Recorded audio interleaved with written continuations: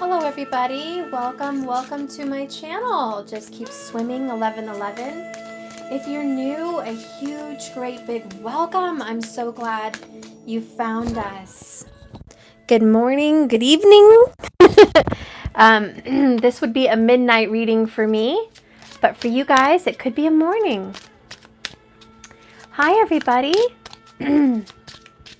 Hi, so how are you? How's everyone doing, experiencing this Lionsgate energy? This is a very big energy. Mars is a big part about this right now. He has something big to say. So we're going to deal with Mr. Mars in a little bit. And we're going to just pull into the reading. And I want to see what's going on with the divine lovers. If you're new to my channel, I focus on divine relationships. These are going to be people that are fated. Destined lovers, people that knew each other in a past life and are coming together again. Hi from Australia. And also people that are what I would say a twin flame. This is the same soul split into two different bodies here on Earth. People that were most likely married in a past life, okay?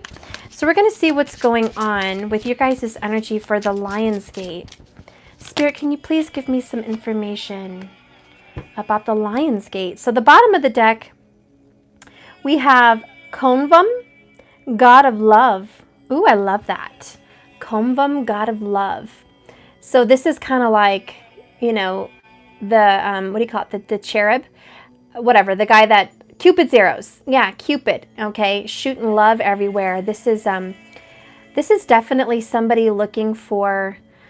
you want it to be a moderator? Okay, let me see if I can do that in a second here. Yeah, this is someone who's definitely hunting for love. This guy right here obviously is a successful hunter. When he shoots out to do something, he succeeds. He is the number 11, a very special number, like a gateway. And this is a Sagittarius energy. If you can look at that, isn't that nice? Okay, that is beautiful. So someone here definitely is ready to go out on the hunt for some serious love. And I feel like you're going to be successful. Okay, I think I just added you. Okay, and I added another person too, just in case. Hi, Tim. Hi from New Zealand. Hi, I'm so glad to see you guys. Hello. Woohoo! So Lionsgate, let's get into it. We got love on the way. Obviously, Cupid is shooting arrows at you guys. It's definitely going to start happening for you. Just a real quick intro on the God of Love. I wanted to read on that. Okay. And it says, Convum speaks. Traditionally, I am the African god of creation. You may not accept me to be the god of love. Expect me. I'm sorry, guys. I don't know what's wrong with me. I do, in fact, carry forward the divine masculine energy of a very deep, profound love, shown in the way that is perfectly aligned with being on the physical plane. I ask you to really observe the behaviors of those around you. It is sad but common. It's a predicament in your current situation in society for people to misinterpret gestures of love completely. Just as I am shown bringing forward the gains of my hunt for my tribe, those around you potentially extending your gestures of love that are easily overlooked, seeing this as something violent, not nurturing.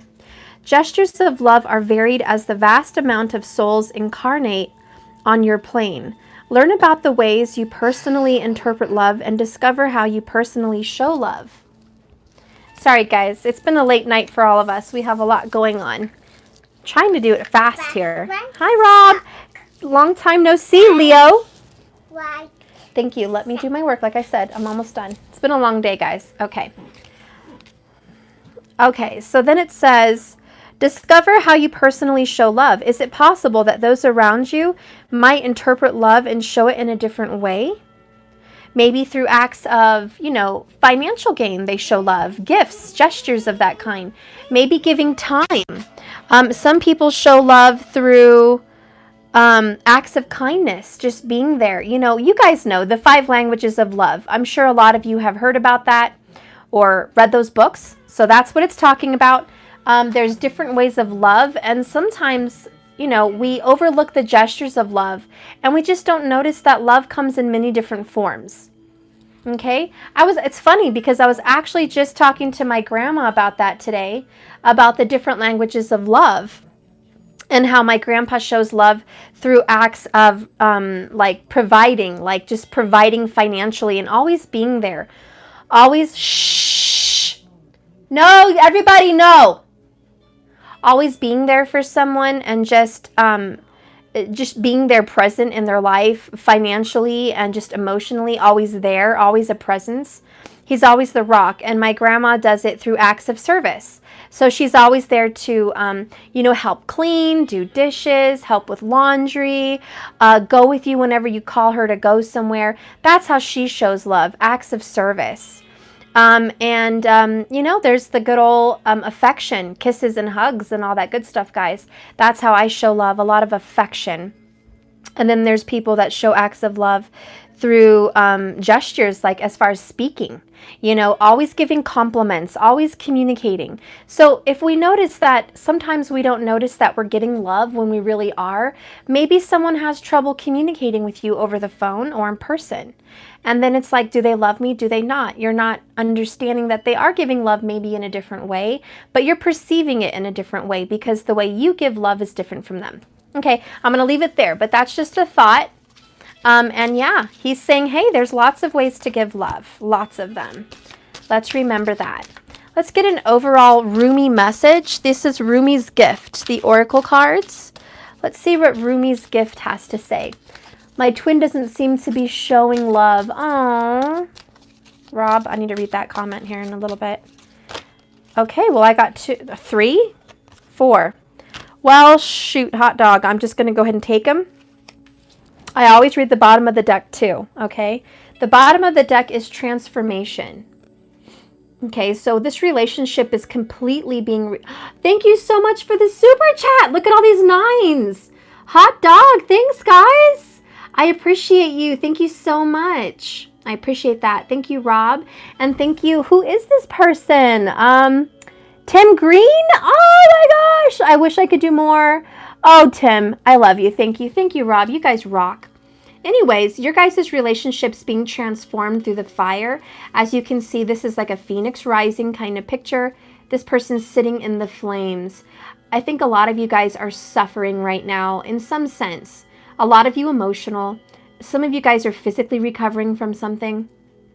A lot of you guys are trying to come to grips of accepting something, and just the act of letting things go burns. You know, you guys heard that song by Usher, Let It Burn.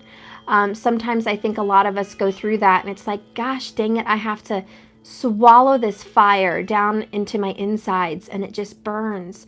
But let it burn, because it's going to transform the entire relationship. Believe it or not. And I was just having a talk with my friend about that the other day.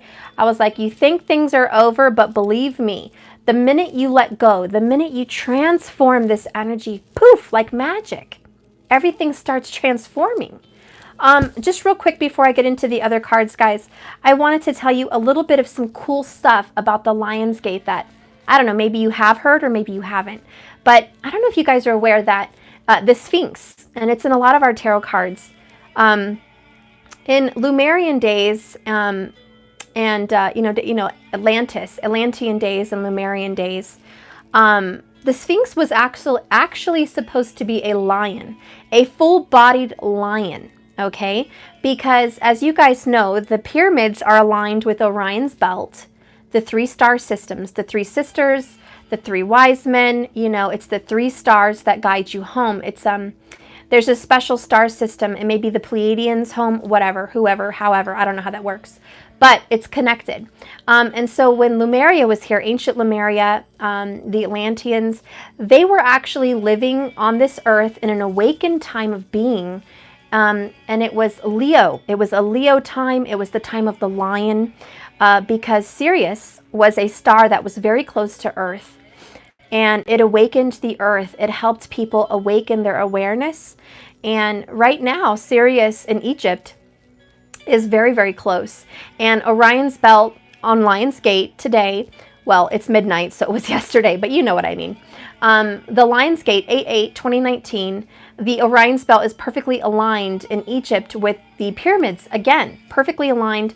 It is also said that the Sphinx, the Leo, faces Sirius. It faces the Leo star constellation also.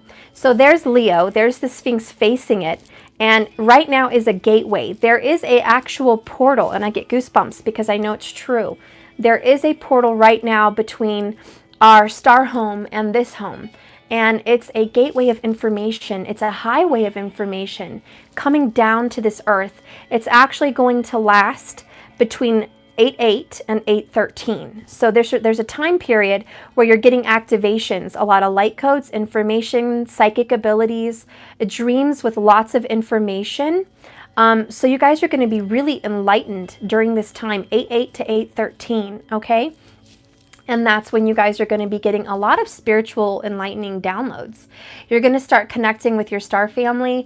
You might start connecting, the veil's very thin. You're going to start connecting between different dimensions. Dreams are going to be surreal.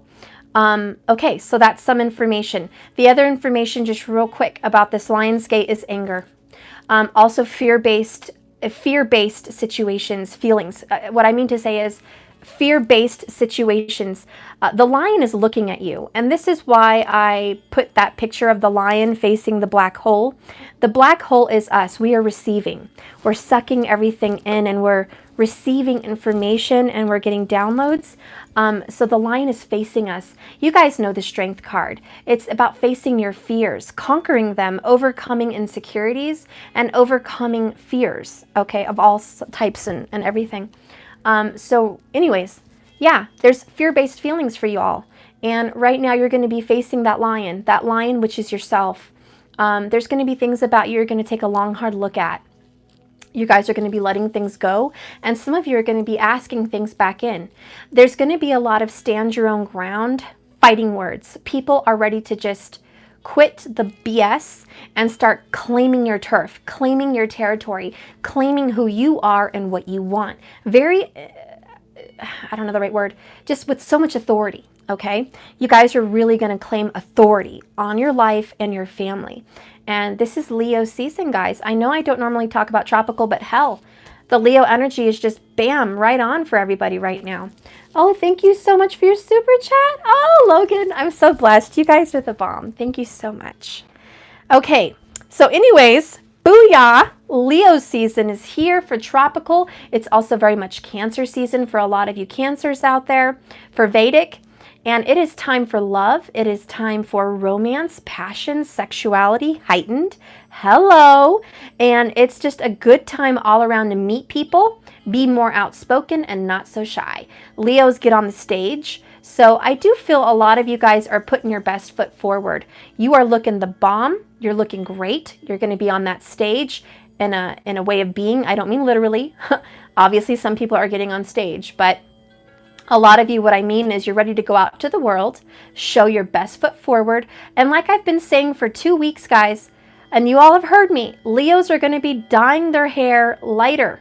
And even if you're not a Leo, a lot of you guys are going to start lightening up your hair in some sense. This is brown, gold, red, pink, whatever. You're lightening it up. Your skin is getting nice and golden or just glowing, okay? Yeah, you guys are feeling awesome. A lot of yellows, oranges, reds, burnt colors, siennas, all that, magentas. A lot of the warm family of fire. You're going to be all attracted to that, okay? Anyways, so the cards we got here from Rumi's Oracle, you won't believe it. I'm blown away. We got Union. Holy crap. You got the Union card. So this is about coming together, obviously, with someone that you love very dearly, somebody you're trying to talk to. A lot of you guys are really, really close to coming into union. A lot of you twins are in that energy. Now, I've talked about this before, but for you guys that are new, union means so many different things for you guys.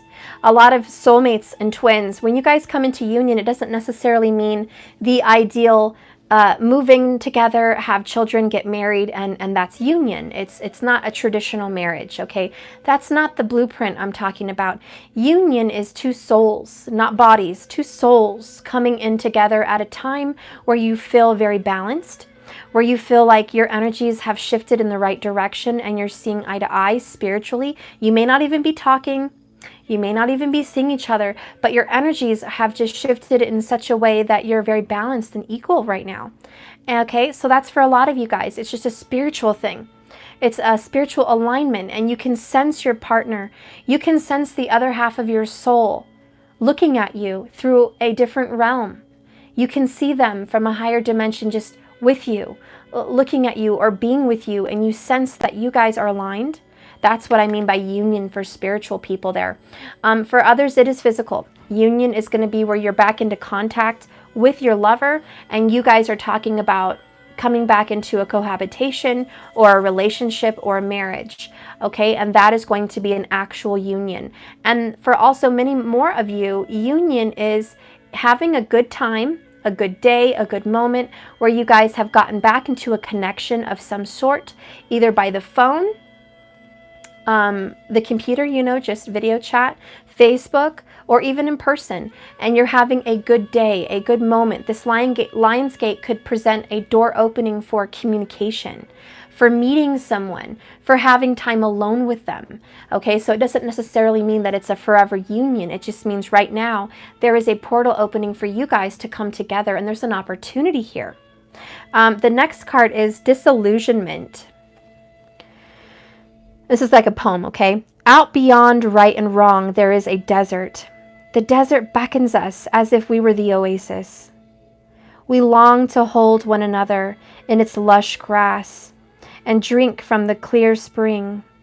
But in the desert of disillusionment, just as the right and wrong, you and I, and even oneness, cease to exist. Now that is something to ponder. Okay. Out beyond your right and my wrong, there is a desert. It's dry, nothing's there. The desert beckons you as if you were the oasis. So this dry desert of no communication, no talking, just coldness, harshness, it calls on you as if you were the answer, you were the key, okay?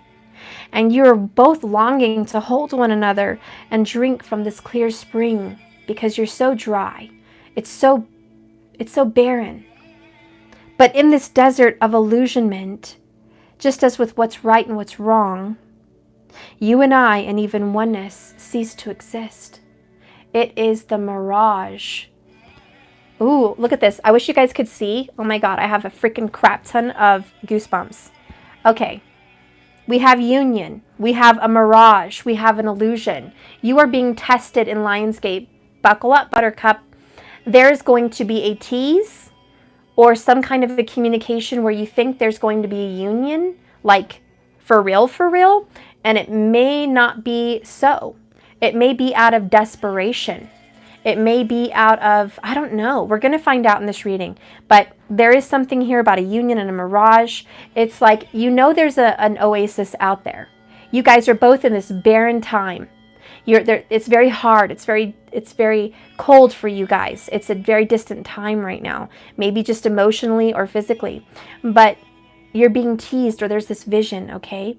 And just as you think you're going to have it, it disappears in front of you. It's a mirage. This could mean a union could be in and out like that real quick. Like one day they're calling you and they see you, and the next day they're gone.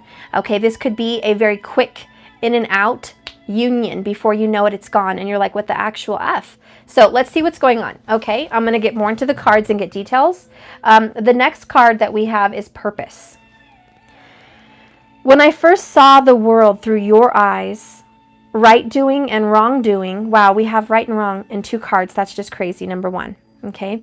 Right doing and wrong doing looked like a coin toss for the blind. Now I can sit in silence and let your waves stir my being. I am rudderless, but I will sail even the 7 seas and cut through the 7 skies. All I need is one glance from you. Wow. Someone here has purpose. All they need is that one message, that one word, that one look, that one feeling where this is right. And they don't need to know the rest of the story. They're going to sail through this no matter hell or high water, up or down, in and out, legit or not, married, not, committed, not, same state or not. This is a very deep relationship that it has no borders, no boundaries. It's absolutely open. Absolutely open. All you need is one word. You need one something. One something. There's going to be a lot of feistiness, okay? This Leo season is no joke.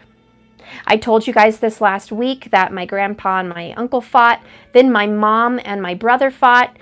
These Leos are tearing into people's ass, and not in a good way.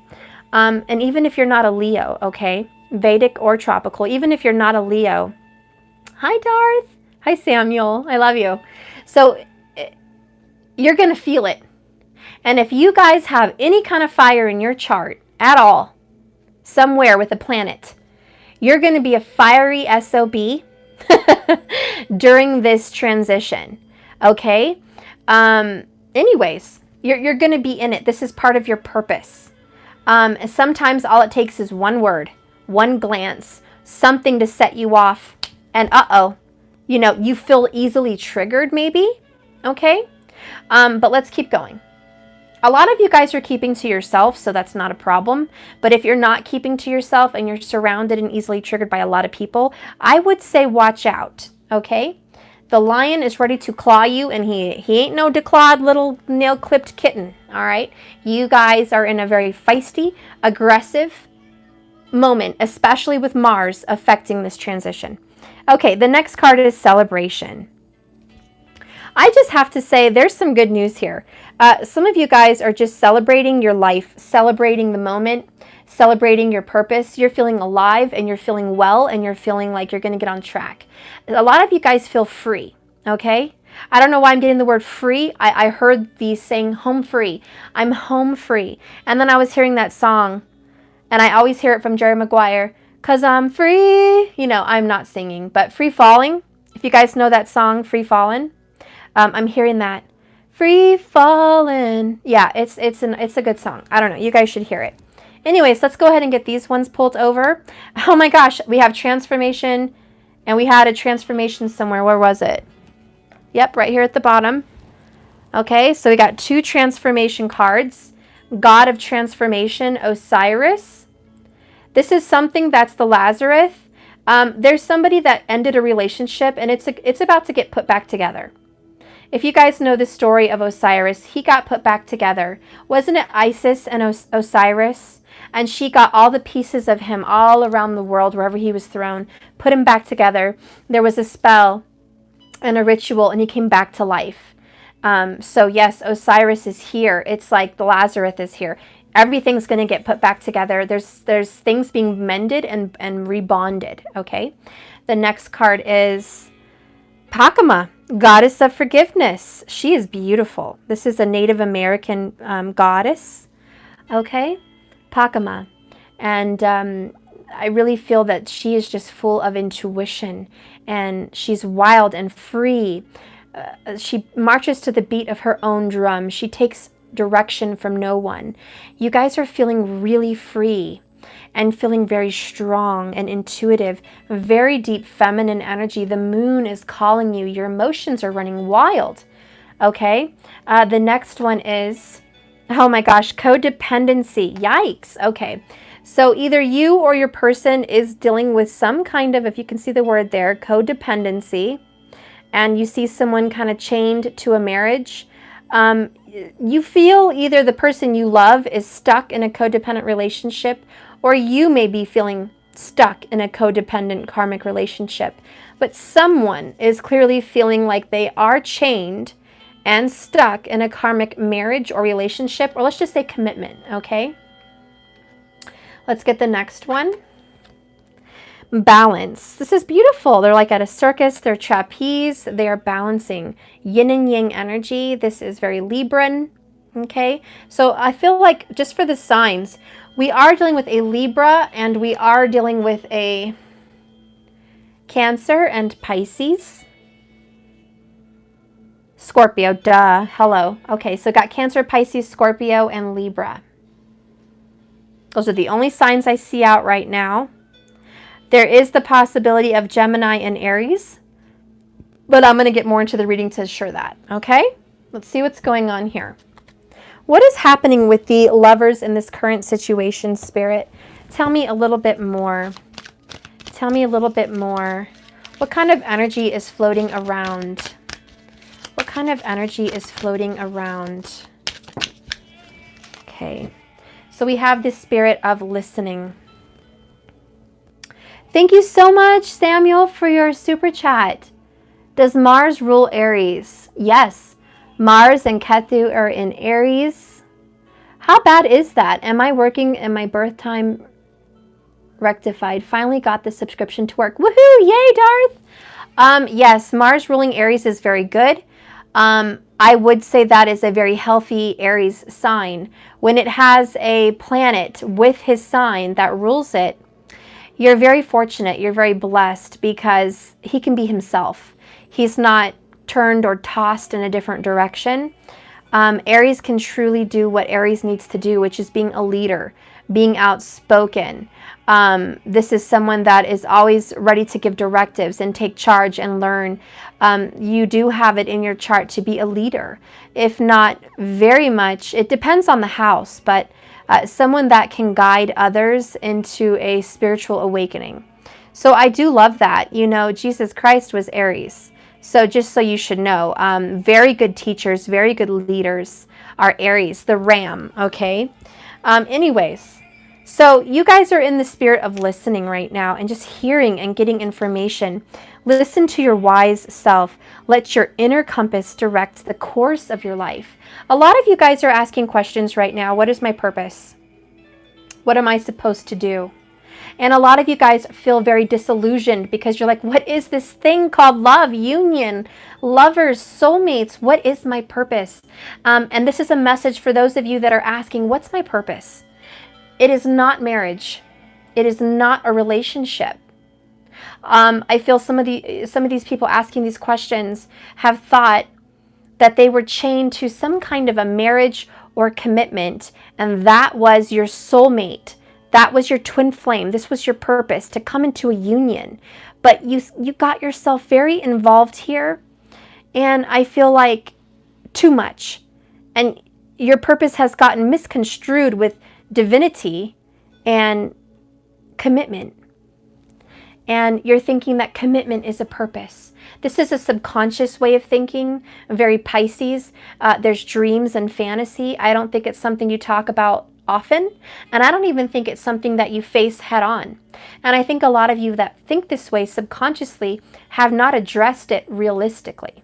Okay, this is all very much in the back of your mind, in your dreams and in your heart. You know, there's always that foundation that puts you grounded, that leads you through life. And a lot of you guys are being led by the hopes and dreams of marriage or commitment. And this has been your foundation for being. And that is a very codependent energy.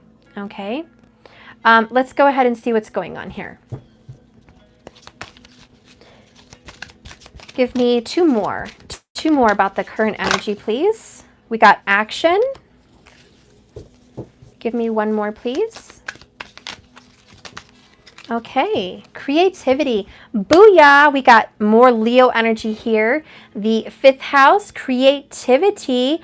You guys are feeling very spontaneously creative. This is like, I think you guys are packing up, going to Hobby Lobby. Maybe going online, going to the Dollar Tree, trying to get some crafts done. Okay, feeling very crafty. And just saying, a lot of you guys that practice the craft, you probably need to go buy some new candle stuff or ritual stuff for some rituals. I think you're going to start doing your own interpretation of rituals and spells that will help you out in your life, to help you with abundance and things of that nature that will help your own self, okay? And a lot of you are just feeling very creative in the home and very creative in your learning. You're finding new ways to learn, is what I'm hearing. And you're very open. Wow, this woman is sitting here with a beautiful little fairy on her finger. It's a green fairy. She's wearing a green dress. She's got stones around her, and she's got a red sash. That's passionate. You're very passionate about love and heart healing. A lot of you guys are into Reiki or looking into Reiki. I feel that some of you guys could be getting a massage. What do you call them? Those like those tables. You're looking into how much they cost and looking at those. I don't know what you call them. I'm just seeing the massage table. Okay, maybe some of those black stones to put on people's backs. A lot of you guys are researching how that works. If you could try it out, you know, if you might want to do this for healing. It could be for family too. You know, everyone starts out with family and those closest. You know, once you start trying it out on them, you're going to venture out into other realms of other people and your local areas and things of that nature. Anyways, so that's a lot of creativity, art, painting. Okay, painting is really coming in strong. Okay, and I feel like art, like in this picture, like retouching up art, doing photos that are like that, maybe making your own cards. Okay, some people might be going online and creating your own tarot decks, or you're looking how you can do that. That way you could read tarot better. This is what I mean by picking up creativity. If you guys get creative, you can learn better. And I think a lot of you are like, if I'm going to learn tarot, maybe I could make my own decks. That way I could pick it up easier for myself. And I know what these things mean by studying other people or books, and I know what tarot means. I understand it. Let me make a deck for myself.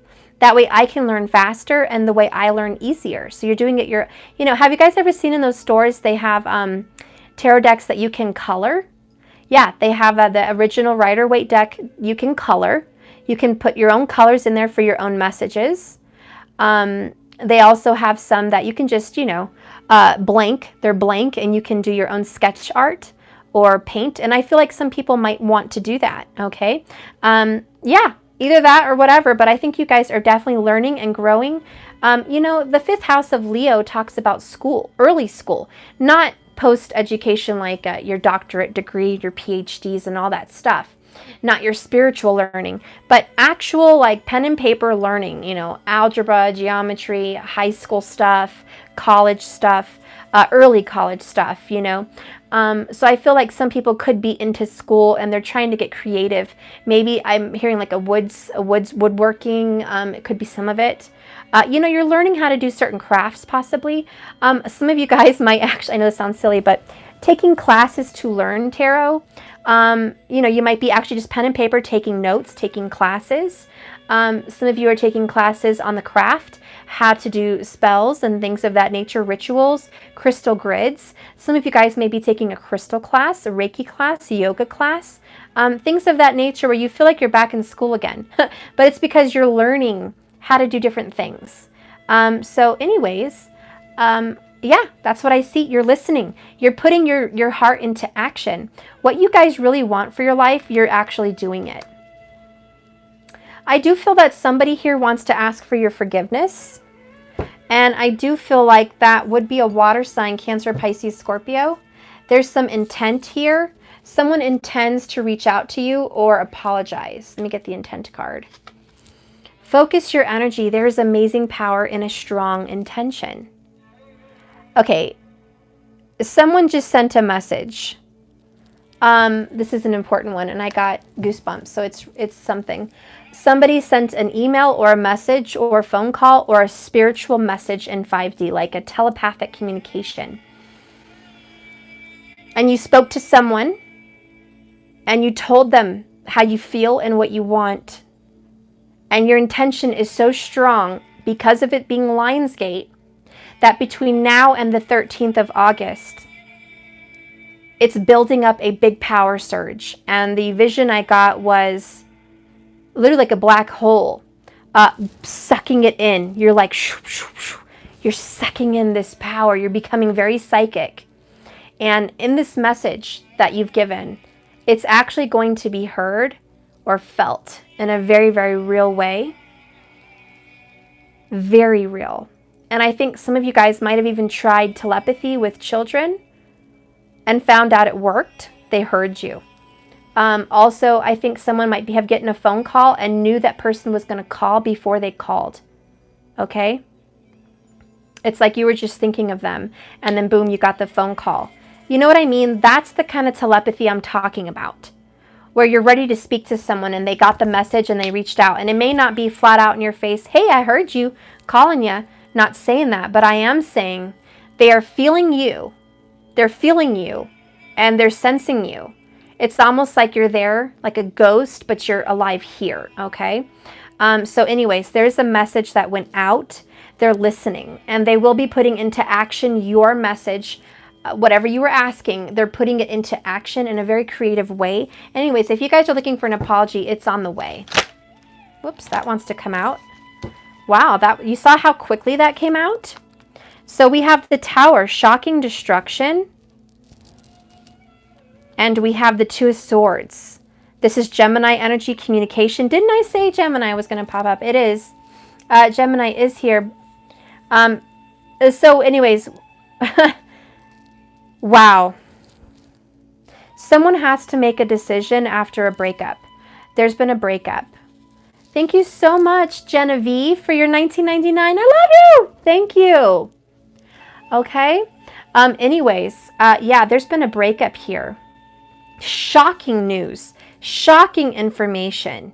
Now somebody has to make a decision. Bottom of the deck, Nine of Pentacles. This could also involve a Virgo. Single energy. Somebody's newly single. And we have here the Three of Wands. Yep, someone here manifested a single energy. Somebody here is wanting to be alone.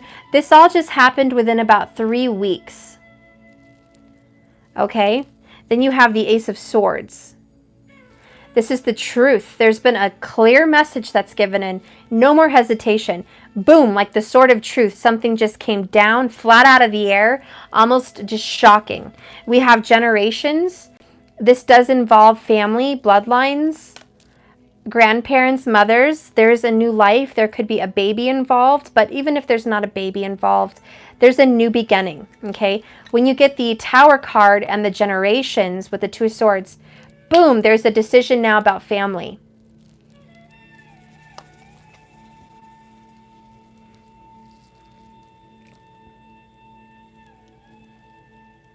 A Scorpio could have also reached out to a fire sign that was hoping for a new opportunity, for a new life, a new beginning.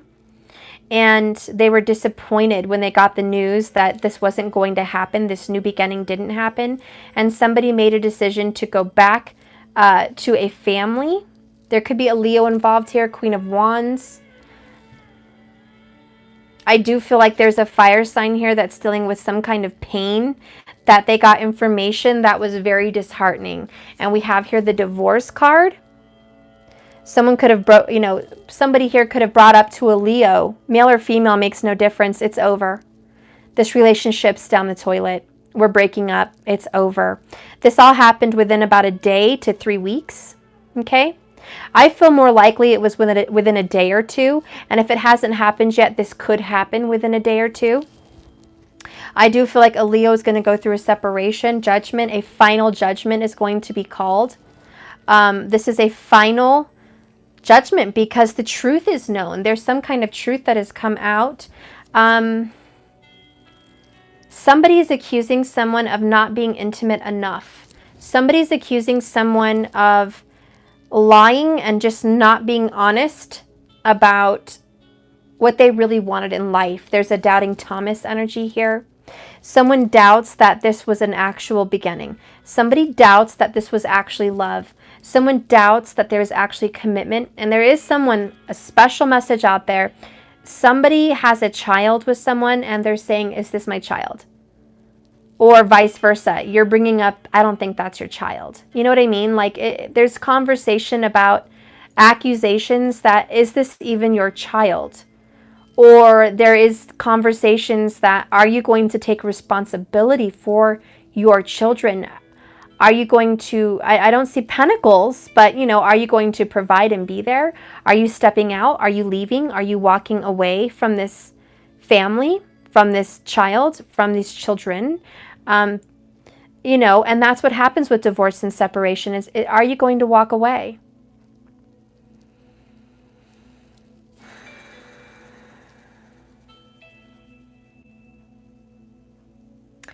There is someone here that I'm picking up on that recently went through a divorce or breakup from a relationship. And it's because the truth of the matter is, their feelings they haven't really been here the entire time. There was always a hope for a new beginning with somebody else. And even though they doubted that this could ever come to fruition, even though someone here doubted that this would ever happen, there's signs, synchronicities, messages from above that this is going to happen. And someone is like, it's almost like somebody was ready to move on with a karmic partner, okay, let's just say, because they thought that the lover, the twin, the soulmate wasn't going to come through. And just as you were going to move on, ready to move on and cut things off and cut that cord, here comes judgment, the reawakening of the relationship. The sign was given to you in a dream or a sense, an intuitive feeling. And you knew, like lightning, all of a sudden, it's not over. I don't know how this is going to come out. I don't know how this is going to work, but I feel it and I cannot disown my feelings, right? I cannot disown what my heart's telling me, my intuition, my mind, my body, everything. Everything inside me is screaming, it's not over. What the actual hell was I thinking?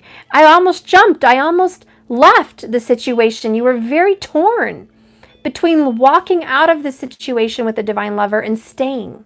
And then here's judgment.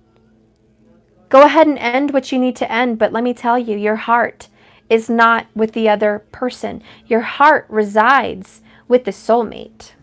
So let's learn a little bit more about that. Your purpose. Tell me about your purpose with the soulmate. What is this? Tell me about your purpose with the soulmate.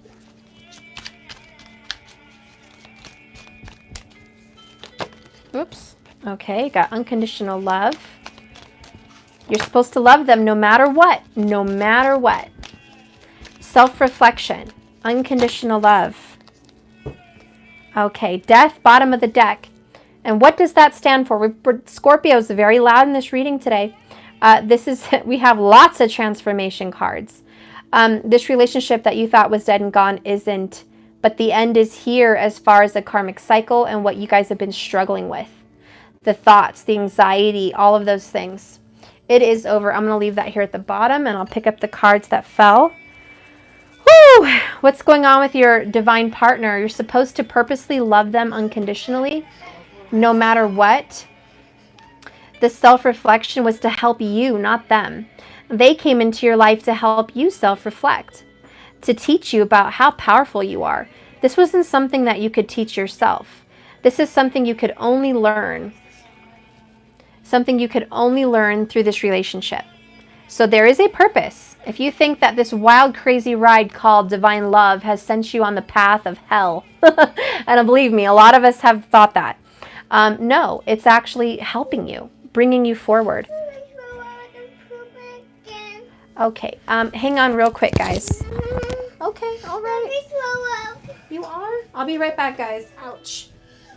Hang tight. Hang in there. You need to throw on?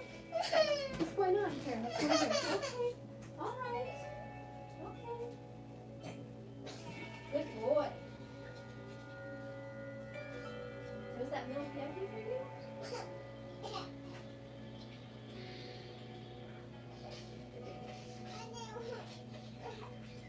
You want some water? You want some tea? I want milk. Okay, you want some tea?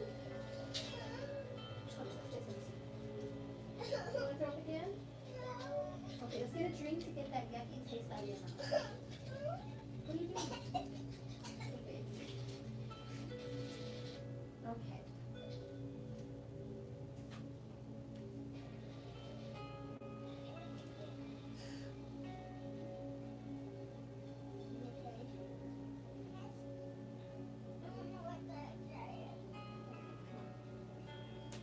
Excuse me, Danny.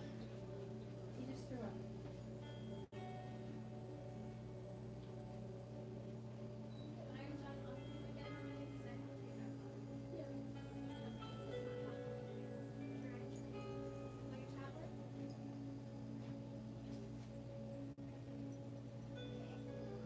Okay, I'm gonna get it. Sorry guys, hang in there. Little Maddie just threw up, so give me a second here. Here, baby.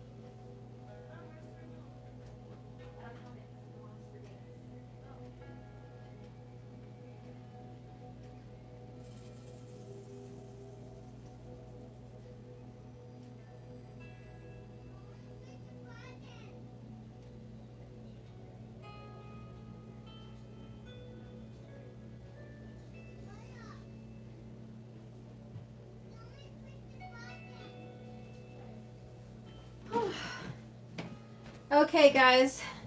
He's all right. He just needed to tell me he wasn't feeling well, and he threw up just a little bit. I laid him back down. I think it was the milk he had. I gave him some Pediasure, and for some reason, it just did not hit his stomach well. Oh, my goodness. So he's laying down. Okay. Yeah, he was tired anyways. That darn milk, I don't know. It doesn't always settle with him very well. That's another thing. Scorpios generally tend to have sensitive stomachs. If you know a Scorpio in tropical or Vedic, they're most likely lactose intolerant and their stomach is very sensitive. It's just something that goes along with that sign. Okay, so anyways, let's keep going here. I left off with the unconditional love and self-reflection as part of your purpose for your relationship with the person you're inquiring about, okay? Part of your purpose with them is to awaken. And part of your purpose with them is for you guys to actually reach out and love them through a very, very difficult time. Have you, obviously you have, but have you ever tried to love someone that's completely unlovable? It's like loving an enemy. That is probably one of the hardest lessons to learn. Loving your enemies. Loving them. Loving people that set you off the wrong way and loving someone that doesn't love you. That's unconditional love. It's like being a mom and telling your kids, I love you, and you give them everything they want and they go, I hate you. You're terrible. You're a horrible person for making me go to bed and do homework and brush teeth and do what I'm supposed to do. You're terrible. Horrible person. You don't understand me at all. Yeah. You know what? That's fine. And someday you'll love me. Someday you will appreciate me. Okay? So the person that you're supposed to be with is very childish like that. They may hate you for trying to transform them spiritually. They may hate you for trying to reflect to them who they really are. You're trying to show them the best part of themselves and they don't believe it.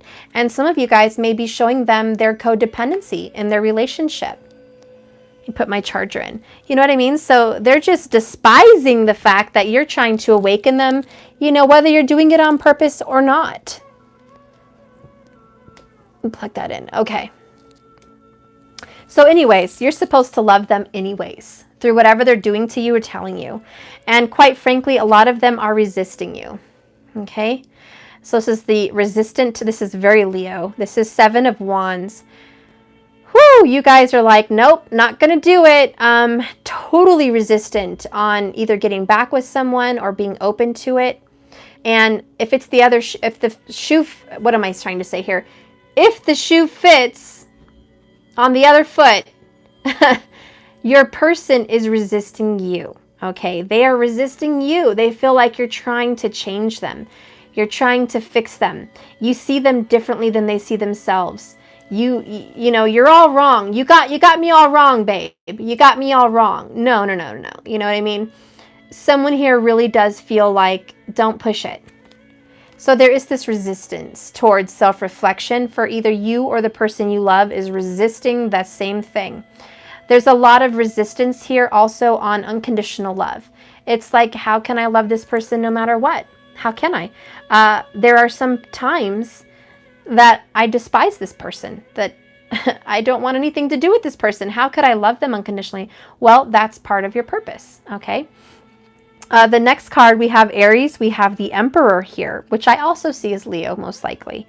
Okay, the Emperor, power and stability, strength. So you've got this amazing strength coming in here, very masculine, very powerful and controlling. So you are dealing with someone very Aries like-minded. No offense, Darth, not saying you're like that, hun. But the Aries mentality. And I have an Aries moon in tropical too, so I totally can relate. It's a very dominant masculine energy here about I say what goes and how it goes. Taking control of the situation. Someone is controlling you being a part of their life. They're like, here's the wall. Here's the gate. Here's the key. Yeah, I'll take that. Thank you. I'll let you in when I call. You know what I mean? Like they block you and they only unblock you when they reach out to you.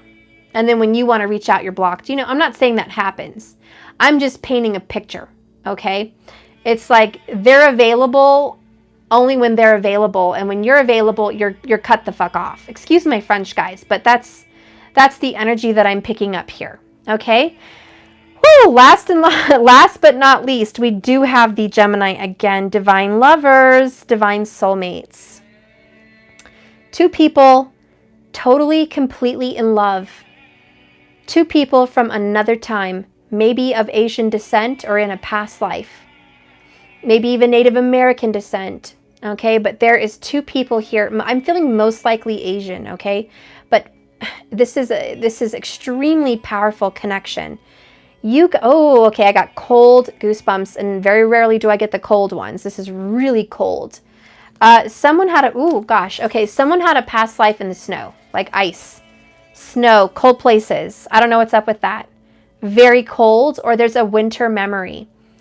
Some of you guys, more goosebumps.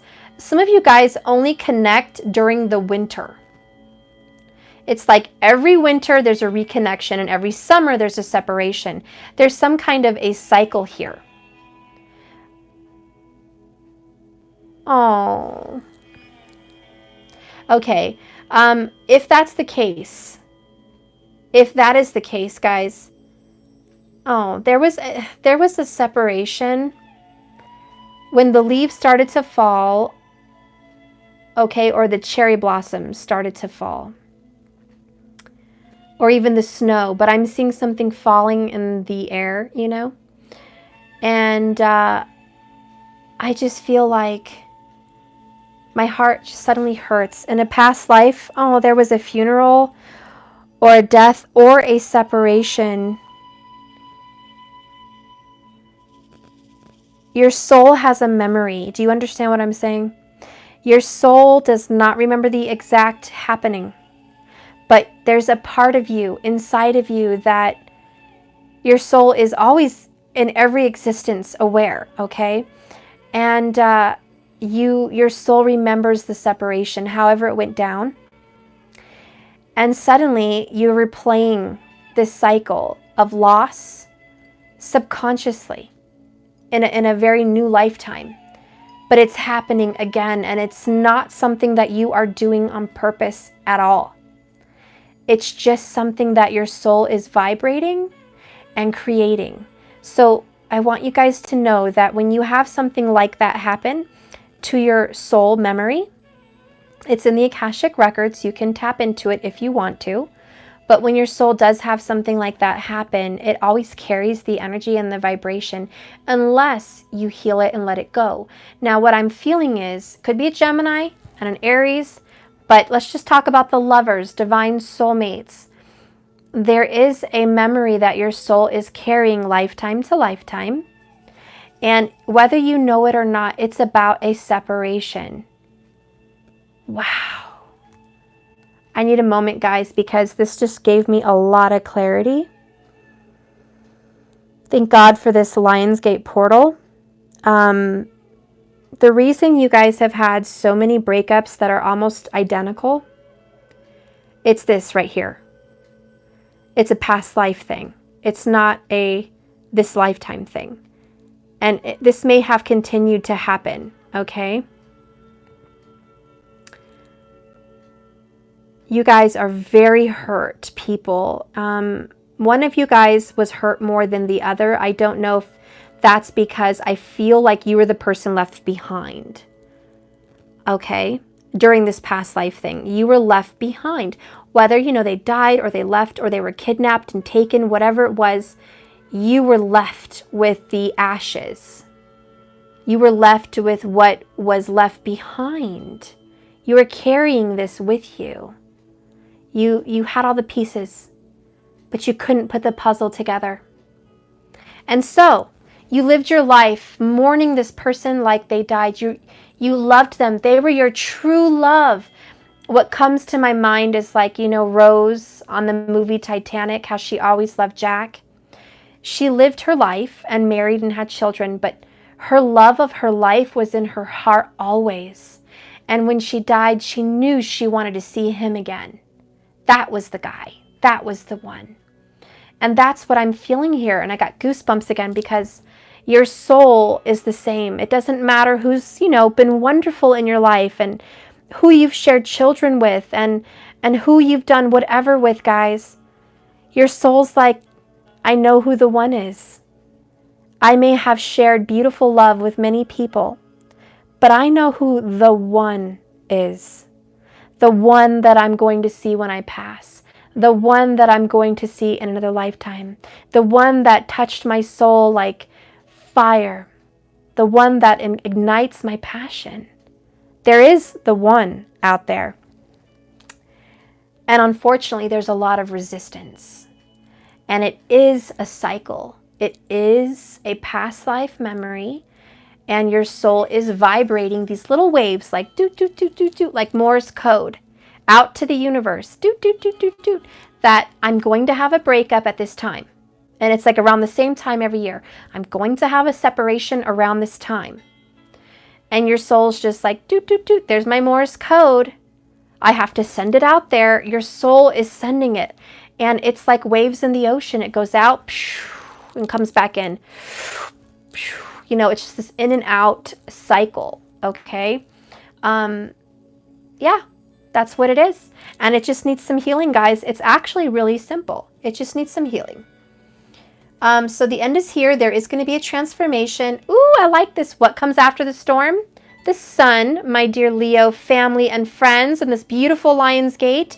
Happiness and relief is going to come after the end is here. The separation, the karma, done. Woohoo! This is going to be a good moment. Letting go of your burdens, guys, and just feeling the healing from the sun. A lot of you guys, if you have Leo in your chart, you need to be out in the sun. I just can't say that enough. Please. If you are Leo, Leo Venus, I don't care, Leo Mars, whatever. If Leo is a strong placement, please get out there in the sun. The sun needs to heal you. Quite literally, send vitamins to your body and help detox you, okay? The sun needs you to get out there and connect. This is your time.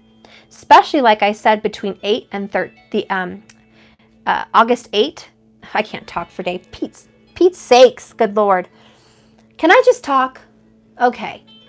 Between August 8th and August 13th, it's really important that you get some sun therapy. I don't care if you have to shut the world out, lose your job. I'm just kidding. You don't need to lose your job. I'm just saying, you better get out there as much as you can, okay? Okay, so anyways, sun. Okay, let's go ahead and pull one of these.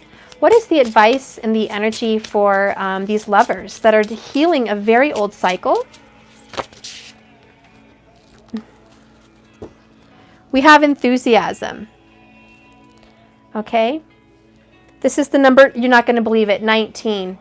Look what this is. I can't make this up. Major Arcana of the Sun is number 19. This card is number 19. Yes. Yes, baby. Give me besos. Kiss. More. I love you. I love you. Good night. I'll tuck you in a minute. Sorry I'm taking so long. I love you. I love you too. Okay. Anyways, they're both number 19. This is dill. Okay. I guess some of you guys like some pickles. Just saying. Who likes dill? I don't know. Anyways, this is the herb dill. Okay.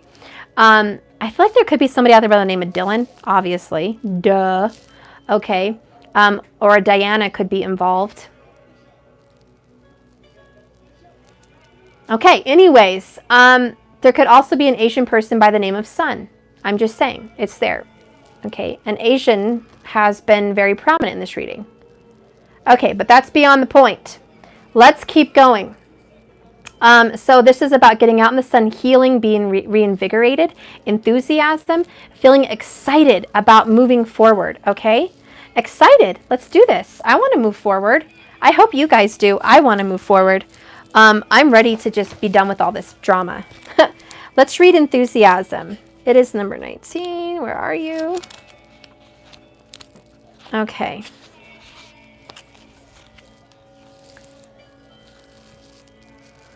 Dill, okay? Ideas and information are abounding, and now you need to share your own, as well as taking time to listen and perhaps finding some alignment or illumination with the inspiration and information coming to you.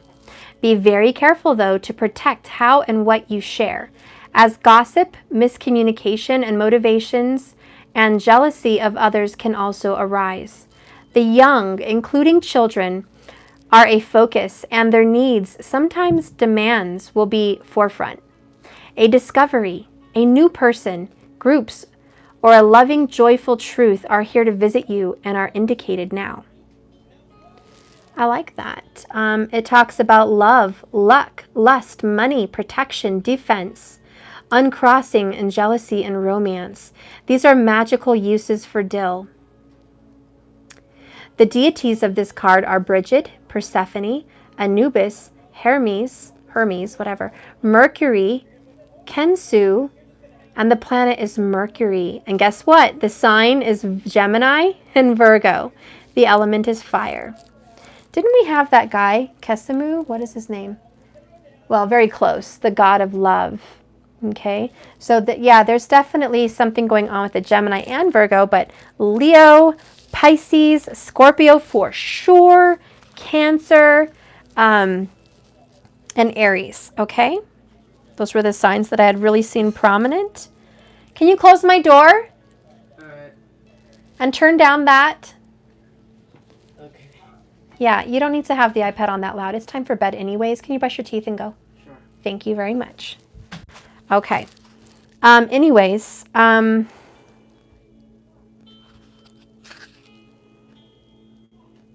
I think that you guys are really going to get some new information. I do feel like money is coming in for a lot of people. And if someone has been very defensive, they're going to put down their guard. That's what I feel. I do feel it's a fire sign that will put down their guard, or a Gemini, but I do feel they're going to do that. Scorpio especially too. It's just time to let go. You guys already got the card listening, and so right now you're just receiving a lot of, sorry it's so bright, you're receiving a lot of information, and it's time to listen. Yeah, don't forget about Libra. You're right, Libra was in here. I'm sorry. Definitely. So let's see what's going on with your person. Obviously they're going through this big opening. I'm going to try and hurry. I'm just going to use my sugar skulls because I have to hurry. I don't have time for tarots. Don't have time for tarots. It's so funny. People say tarots and Tara. I'm like, I think Southern people say Tara, but it's tarot for me. I don't know. Some people say it differently. Tarot, tarot, Tara. I say tarot, guys. That's what I say. Whatever. I'm going to keep it how I keep it. Getting a lot of messages here. Okay, so what's going on with your person right here? This is what's going on in their life right now. How are they feeling about you? And what is the outcome with you and your person? Okay, so what's going on with them right now? We have the Joker. Wow, this is kind of like a wild card. Death is going on right now. The number 13 is on his hat. This is, again, that death, number 13. The end is here. Transformation. We are dealing with a Scorpio in this particular energy.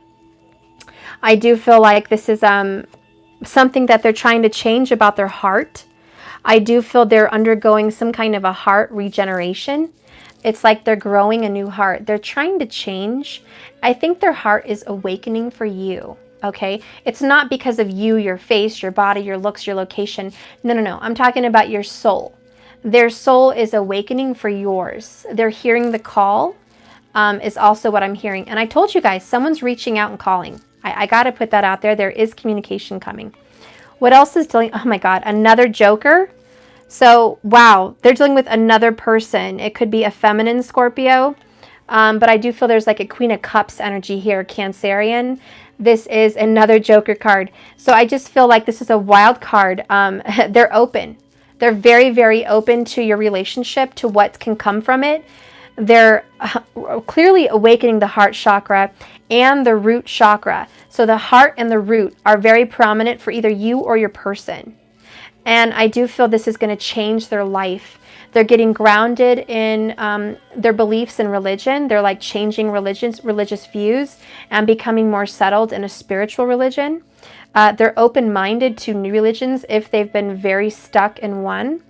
And for others, I feel like if they are going through this divorce, this separation, they are feeling like the time is come for like turning a new leaf, growing wings, getting out of their shell, shedding their snake skin. So there's a big transformation happening for your person right now in their life, okay? The next one is the Two of Wands. Ooh, yes. This is a decision that someone's been dying to make, and they're just going all in. They're going all in with their heart, their soul, man. This is like fire. My desire, my heart, my soul. I'm going to jump in. This is someone jumping off of a cliff and hoping that they grow wings. Like, this is not the full card, but you know what I mean? It's just like, I'm going to do it. Just do it. Just do it. It's funny because my shirt actually is a Nike shirt and it says, just do it. Totally going with the message. I do feel like this is going to really change the way things are going to be for your person from now on. The Two of Wands also represent the twin flames. So this could definitely be a twin flame journey, okay? But they're changing completely to align with you. This balancing act is happening. How do they feel about you? Wow, I did say I sensed a Queen of Cups, and I got one. Queen of Cups right here. So there is a Cancerian energy. This could just be a water feminine energy. Male or female makes no difference. But you are certainly knowing that this person loves you. Okay, this person loves you, and I'm just going to say it 3 times because it's true. They love you, they love you, they love you. There's no way around it. There's no way around it, guys. This person that you're inquiring about really, truly loves you. There's a lot of secretive emotion. I know that because of Scorpio all over. They're really not saying this or telling you this or showing you this, and I am sorry that it's not coming very clear to you, but it's the truth, okay? Yeah, we have the Knight of Cups. This is the Jack of Hearts. I'm also hearing the Jack of all trades. So this Knight of Cups is a Jack of all trades. They could be a chef, they could be a plumber, they could be in the military, they could be a teacher, they could be all these different things. Man or woman makes no difference. There's someone that is so versatile, so out there. They can try so many different things and be successful in a lot of them, okay? The versatile is the right word. And this person is coming at you in very versatile ways, all right? And I do feel like this person is going to come and offer love. And this person is going to come and offer some enlightenment. But spirituality is very, very big for this person. You can see the cross here. They've got their eyes on love. Their mouth is zipped shut, in my opinion. But on their mind is spiritual awakening. Okay, Spirit, God, the universe is trying to call in their soul and say, come home. Come home and be where you're home. Come home and be one with your soul. Don't deny this. Don't push this. Don't be so combative. And they're saying, but Spirit, it's Leo time. I need to be combative. I'm masculine. Okay, man or woman makes no difference. I'm masculine. I need to be combative right now. I need to stand my ground and be true and be strong.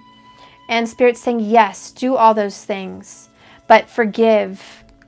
Forgive your lover. If you have grudges against them, forgive.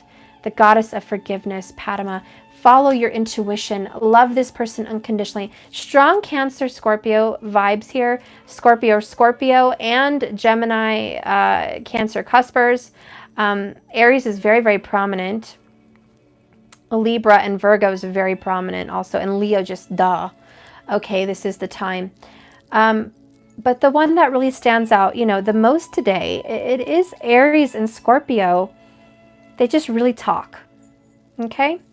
The next card is the Ten of Wands. And I like that because we already have the Ten of Wands here at the bottom. So I have the Ten of Wands at the bottom, and then I have the Ten of Wands here. Okay, and this is going to be your Capricorn Sagittarius energy, like cusping right there. It's about death and letting go, but also perceiving to push forward. Okay, so super Cappy Saggy, just in this little Ten of Wands energy right here. And it's about being overburdened and having to let things go. What?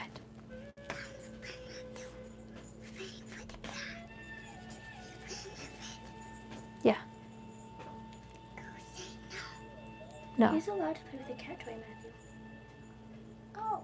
Yeah, it's okay. Thank you. Good night. Excuse me, the Tooth Fairy. He's too little for the Tooth Fairy. No, no, no, no, no. We're not doing that right now. You're not losing teeth for a while. No, no, no. He's got some years on him. Oh, okay. Well, you do that. I'm working. You can go back to bed. Go on. She'll tell you about it, okay? Okay. So you can make him a fairy. Thank you. Okay. Good night again. Close my door, please. I love you. Sorry about that, guys. Okay. I need to just be done so I can get these kiddos off to bed. Anyways, where was I at? Okay. So yeah, Cappy Saggy energy here. Whoo, this is about, okay, Sagittarius and Capricorn are almost identical twins. Almost. Sagittarius is extremely spiritual, but Capricorn is the go-getter. The go-getter of all things. The go-getter of information. The go-getter of learning all kinds of knowledge. The go-getter of getting it done. Okay, anyways, Saggy is the same way, but they only go get it for spiritual purposes. Okay, and I do feel like this is a spiritual awakening, very, very Saggy with the Ten of Wands. And I do feel like this person is going to go get spiritual enlightenment, because the Queen of Cups is a spiritual cup of complete enlightenment as far as another world, another realm, the veil between 3D and 5D and 9D. She's like the veil holder, a lot like the High Priestess. So she's there representing spiritual awakening, and how they feel about you is this is your purpose, that you're going to help them awaken spiritually. And I think they know that now. And I think they've had dreams, something about cars. A lot of people are having dreams about cars, driving cars, them being in a car, showing up in a car, cars. It's so weird.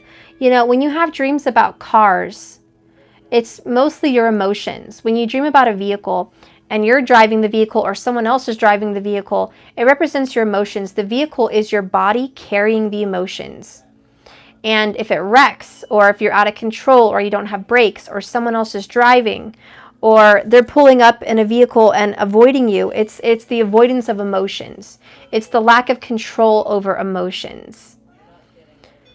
So I do feel like there is a lot of that going on here. I do feel some of you guys could have even had dreams of towers. And towers as in high-rise buildings.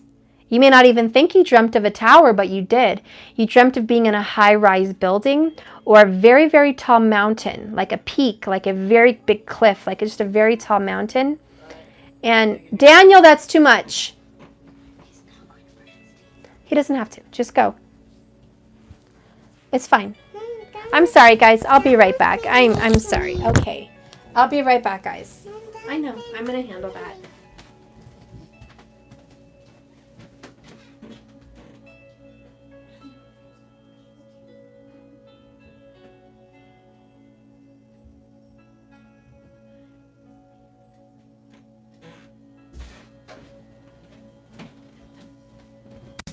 Okay.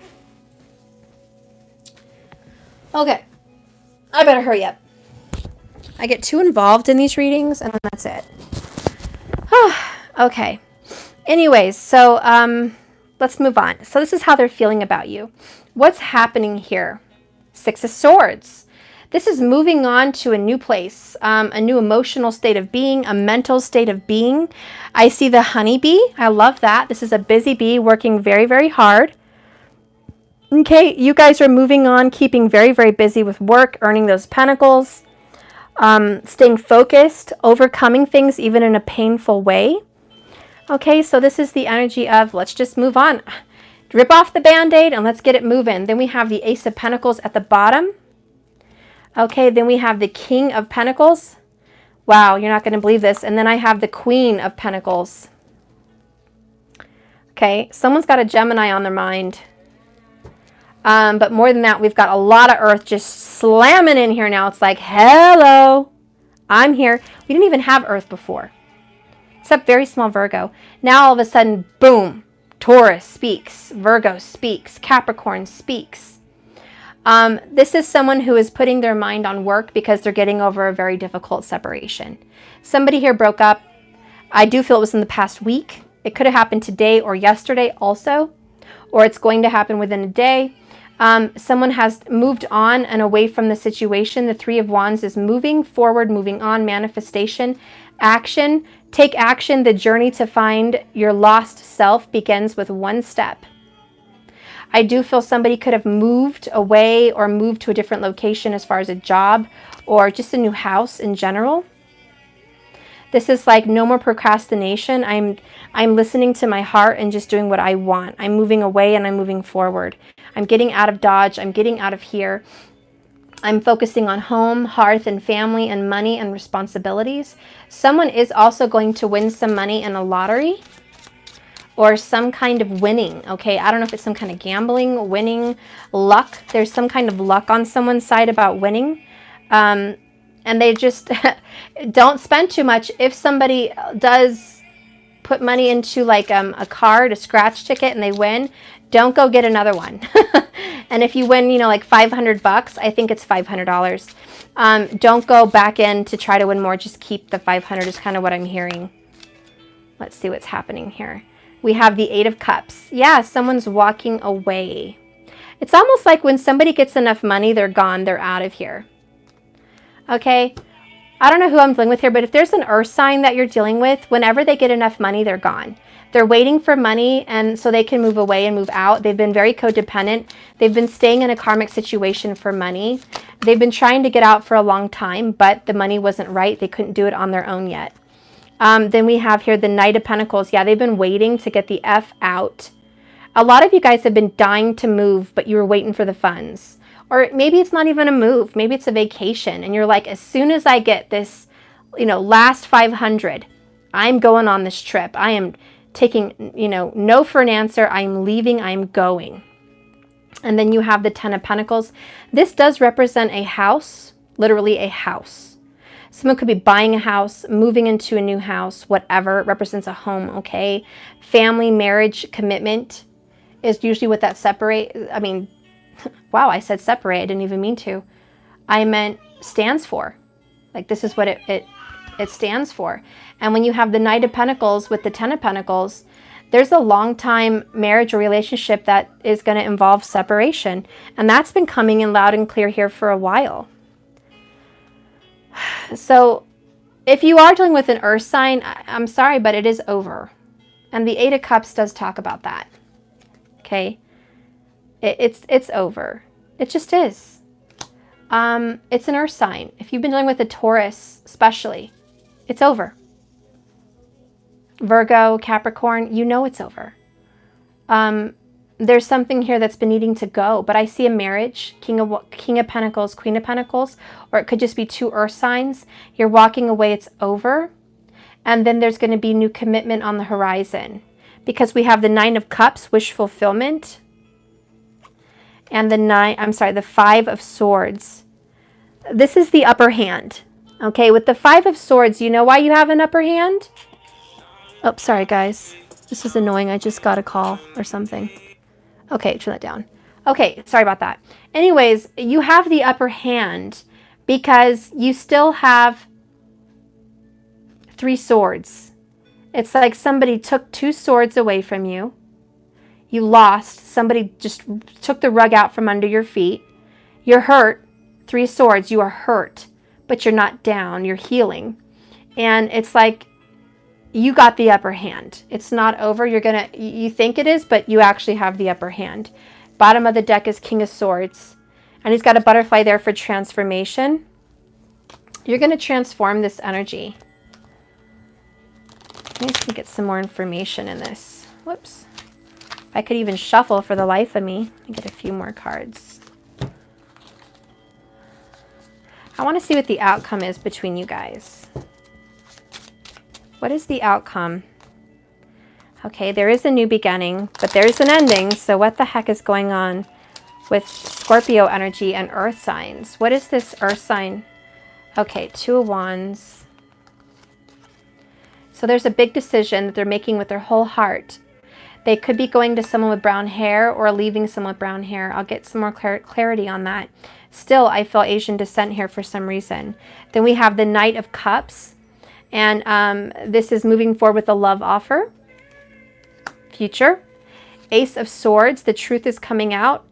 Everyone's going to see stars. They're going to be like, ah, shock me. You could hit me over right now with a feather and I'd fall over.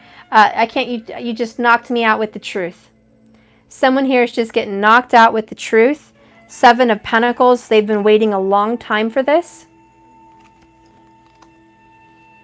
Eight of Swords. Extremely sleepless nights, anxiety, feeling stuck, feeling trapped. They've been waiting for a savior, waiting for this sword to come in to free them. And then you have the Queen of Cups. Again, Cancerian energy coming in. Male or female is perfectly fine. Oh yeah, there's definitely a water sign they're going to. So what's going on with the earth signs here is they have left another earth sign, or they're just leaving a commitment, regardless of the sign. There's someone here that's leaving the commitment, Emperor energy, just masculine energy, walking away from a previous commitment and moving on to a new one that's been kind of waiting in the hangar that they've been rejecting here, okay, as you can see. Rejecting this connection. But yet here's the Sun, enlightenment, clarity. They're healing, happiness and relief. They see you now. They see a way to get to you.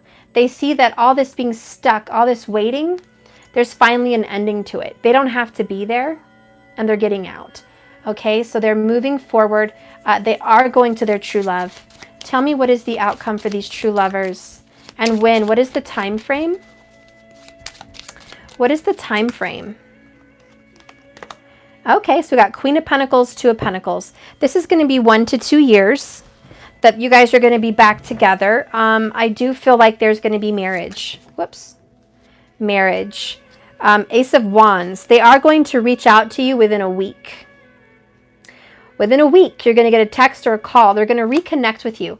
This is going to be someone you haven't been in good with. You've been at odds with or separated with. And they're going to reach out within a week. You are going to have about a 2-year re-courtship is what I'm hearing. This is like getting your affairs together for forever, if that makes sense.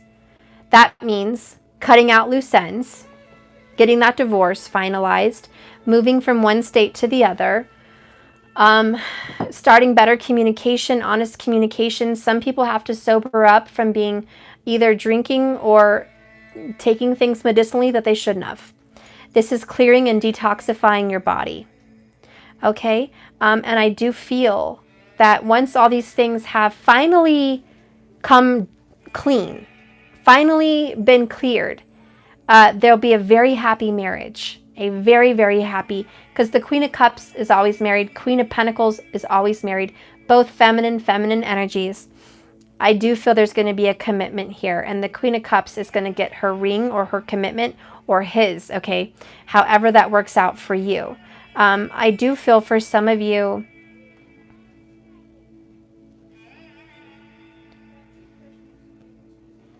if they've been juggling between you and another person that's been committed to them, this is the week that the ties get broken. And I do feel like your Queen of Pentacles meets the King of Pentacles. You meet your match. You meet your person. You get back in touch with this very grounded energy. Taurus is very strong, but so is, Virgo and Capricorn. I felt them earlier as well. They're just here, okay? I do feel there's going to be this transformation. I feel like somebody does have Scorpio very prominent, okay? And then they also have an Earth very prominent, is what I feel. I feel like this rising Leo energy could be here, but I also feel like the Leo energy is just shoving them to take action, because this relationship between you guys has been actionless for a very long time, and now they finally see a way out. They're taking that action. So anyways, That's the timing here. They're going to reach out, recommit. Then you have the Five of Wands. There's going to be some resistance.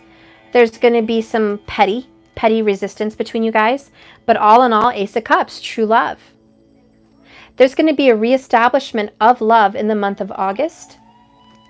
You guys are going to reestablish your love for each other. And here's that Joker again, healing the heart chakra, healing that energy, changing and transforming Scorpio energy. Yeah, they're going to change for you. There's no way around it. This person that's been very difficult is moving forward. And I think you've been dying to get that answer for a while. Tell me a little bit about this person that's coming in for them. Looking deeper. And healing the past. Third one is messages from spirit and letting go. I'll show you guys these cards. Okay, so they are looking deeper. Gemini's coming in again. Deep within me is a majestic radiance. Somebody here could also have Saturn in Scorpio or Gemini, very prominent. Oh, somebody here also probably has Saturn in Virgo or the 6th house or 8th house. That's about gemstones, digging, mining, going deeper. Okay, anyways, you have the looking deeper card. And I feel like you guys are finally seeing the truth. Everything that's under the water. There's a lot under the surface. And your person doesn't always talk about their feelings. Your person doesn't always vocalize their feelings and what they want with you. But that's why they're going a little bit more within to get out of their shell and their comfort zone and talk to you about this. They are healing from the past. I step into my future with strength and clarity. They're planting seeds for the future. That Seven of Pentacles energy, Virgo energy. We talked about that vibration that your soul is making from a past life. This is it. You are having to recover from a breakup in a past life. And every year around the same time, usually I feel when things are falling, I just see things falling from the sky. It's probably different for many people. I saw cherry blossoms. I saw snowflakes. I saw leaves. Okay, I saw rain. All the different seasons. It's like there's a cycle, okay? And during this cycle, every year, you're going through the same thing. And this is healing from past life issues. Your soul is calling all these things back into your life every year, and it needs healing, and that's healing from the past. Okay? The next one is hearing messages from spirit. I am a clear channel for messages from spirit. And this is what we were talking about. You guys had listening. You're doing that. Okay, you are channeling these messages. It's the Lionsgate, guys, between 8 and the 13th of August. You're going to be getting all kinds of really good stuff, guys, in your dreams, subconscious, moments of ideas, just sitting in the bath or doing your makeup. Boom, you get these ideas, these messages. You're really taking in a lot of information. And all these are things that you're supposed to learn right now at the perfect time. Lionsgate is basically you're plugged in to the Atlantean and Lemurian energy. Orion's belts. This is an ancient wisdom. And a lot of you guys are actually going to be learning about astrology and tarot and anything mystical, anything esoteric, deep secrets. You're going to be learning about these secrets of the past also. A lot of you. You're just open, like an open book. So do that. A lot of you guys are also going to be getting an email or a letter, is what I'm hearing. And someone's going to explain a little bit deeper about themselves to you. Or you're going to be doing that to them, okay?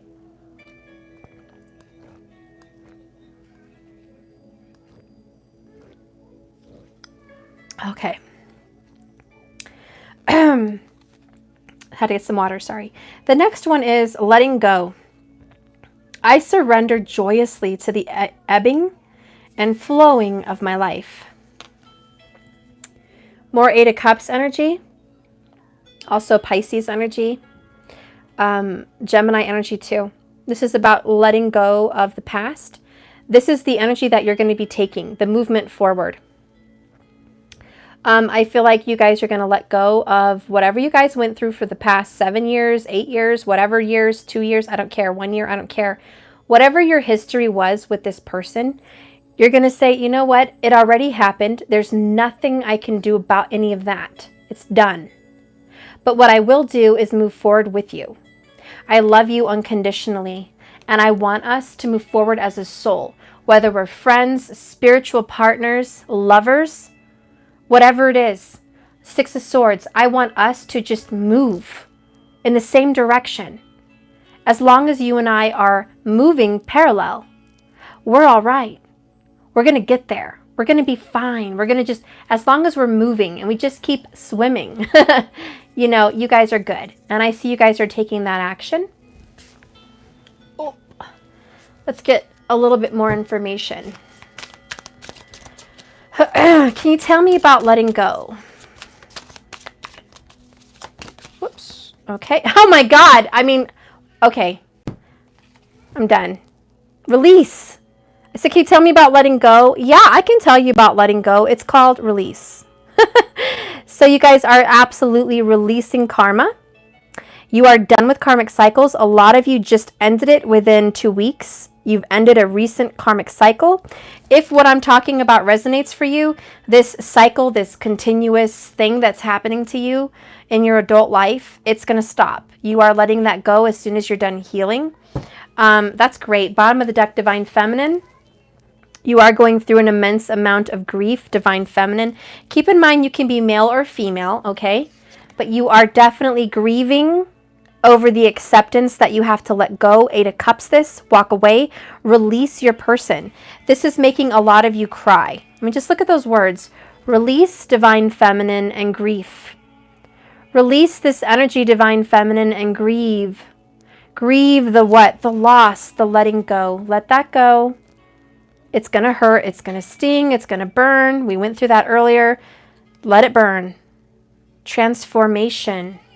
The awakening is here for your divine masculine counterpart and yourself.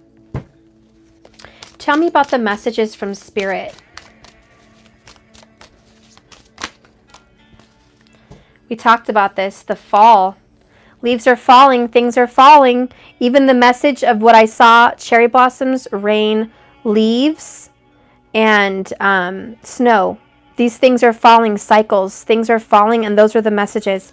Also, things are falling away from your life. A lot of candle magic, too. If you guys scry or watch flames, if you flame scry, you kind of look at flames through divination, and you're looking at different fire, different flames. There's going to be a message in the flame in the shape of a dove or an angel wings.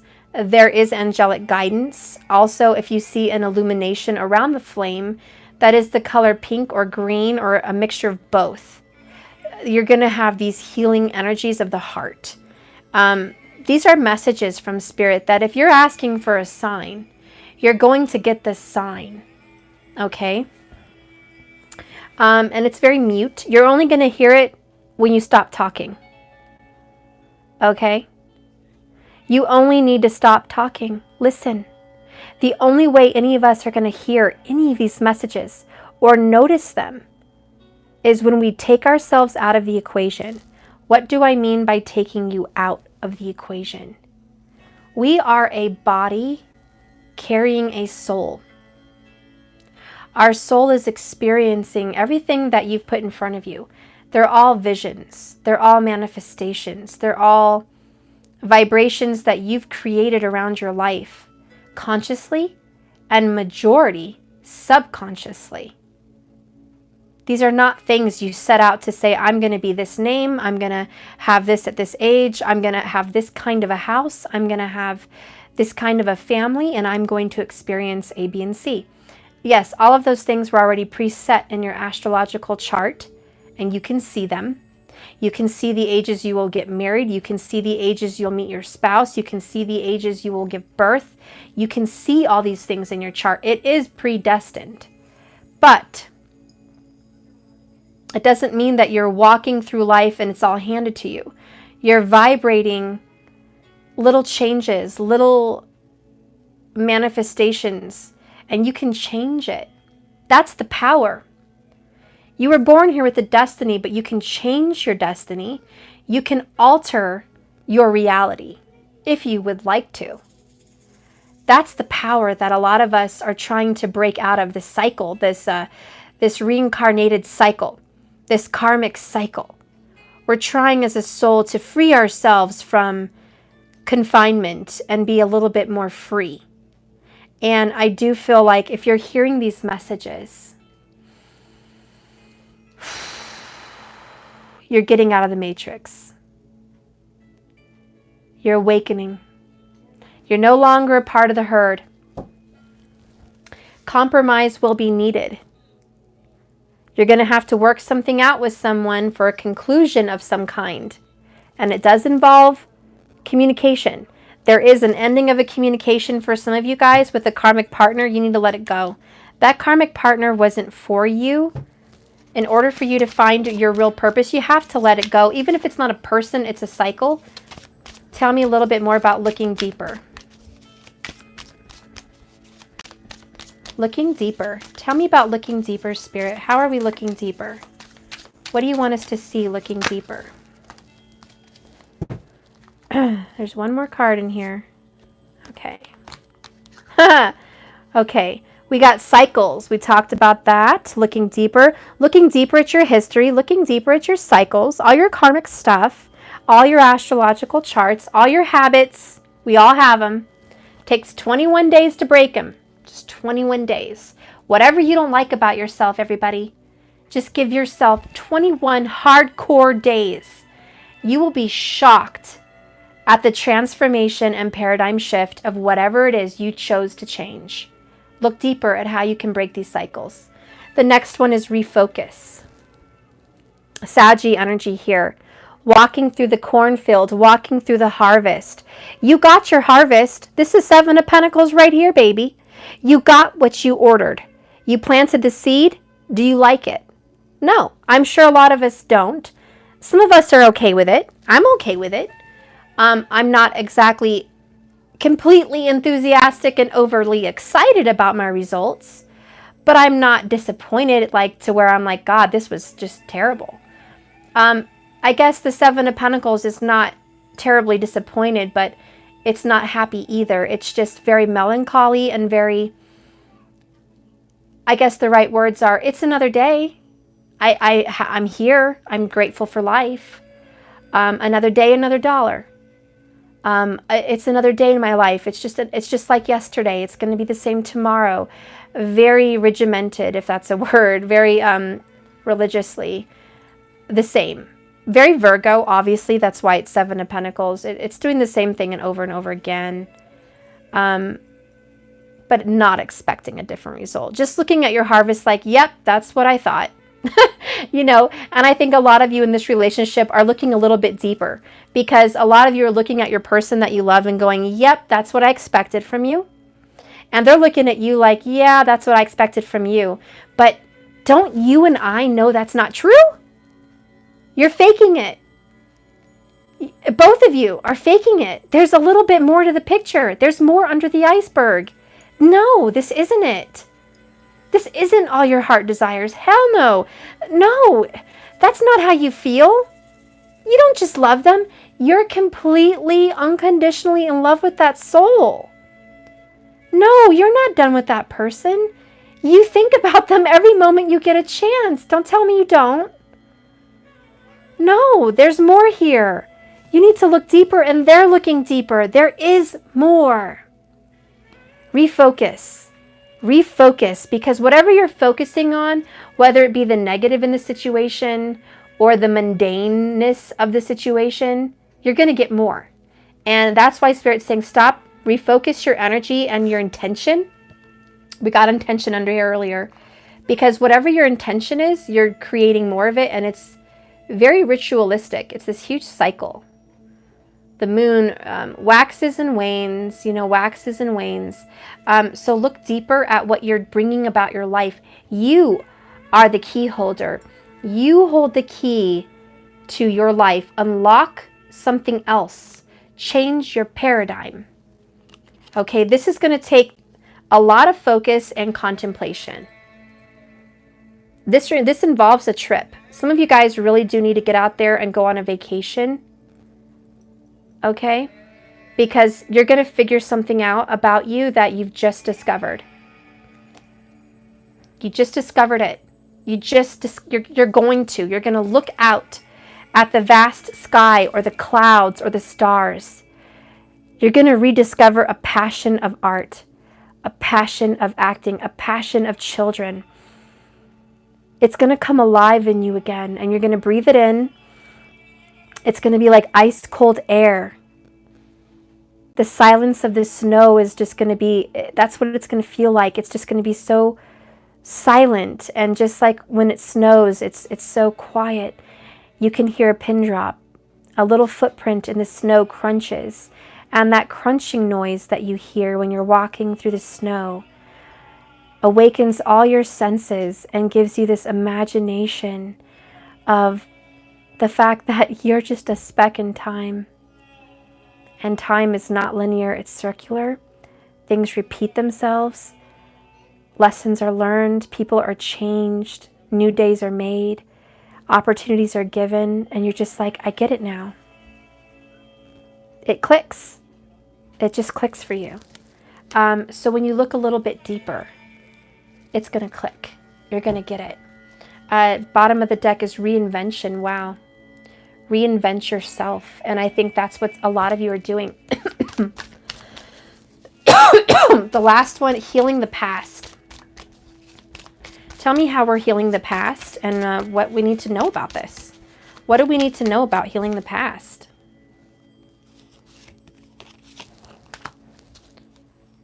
One more. Nope, it's this one. Okay. Bottom of the deck, fresh start. So in order to heal the past, what do we got to do? We got to have a fresh start. We have to believe in a fresh start. If we keep doing the same thing over and over, we're just going to get another day. You're right. You're right. And we can't do that. We just can't. We can't do that. I think what Spirit's saying, if you want to heal from the past, you have to take action for a new beginning. If you're not willing to plant a new seed and change your life, it's not going to change. Sometimes you're waiting for that huge moment where the universe steps in and does it for you.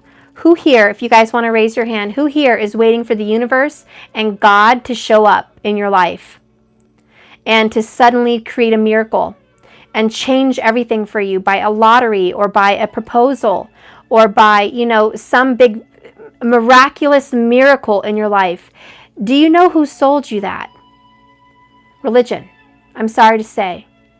Religion sold you the idea that there are miracles that are going to come in and do it for you. I believe in miracles, but I also believe that miracles start by you taking an action first. Because I believe the real miracle comes from a paradigm shift and comes from an intention and comes from a belief in yourself. When you believe in God, God works. Why? Because you believe. When you believe in the universe works. Why? Because you believe. You're taking an action to believe no matter what. Okay? So anyways, I think if you guys want this healing, this shift, this change, the action's going to have to come from you. And in order for you to believe in you, what do you got to do? Self-worth. And I know you're hearing that. I hear it too. It's all over the damn place, guys. It's everywhere. I know. Every reader, self-worth, self-worth, self-worth. I know. And Stephanie's just repeating it. I feel like, yes, I'm saying it again. But I'm just going to say it one more time. You got to love yourself, okay? That is the key, because you're not going to believe in jack nothing if you don't. And nothing is going to happen for you if you don't. And nobody is going to believe in you more than you. Not even your mama. I just got to tell you that.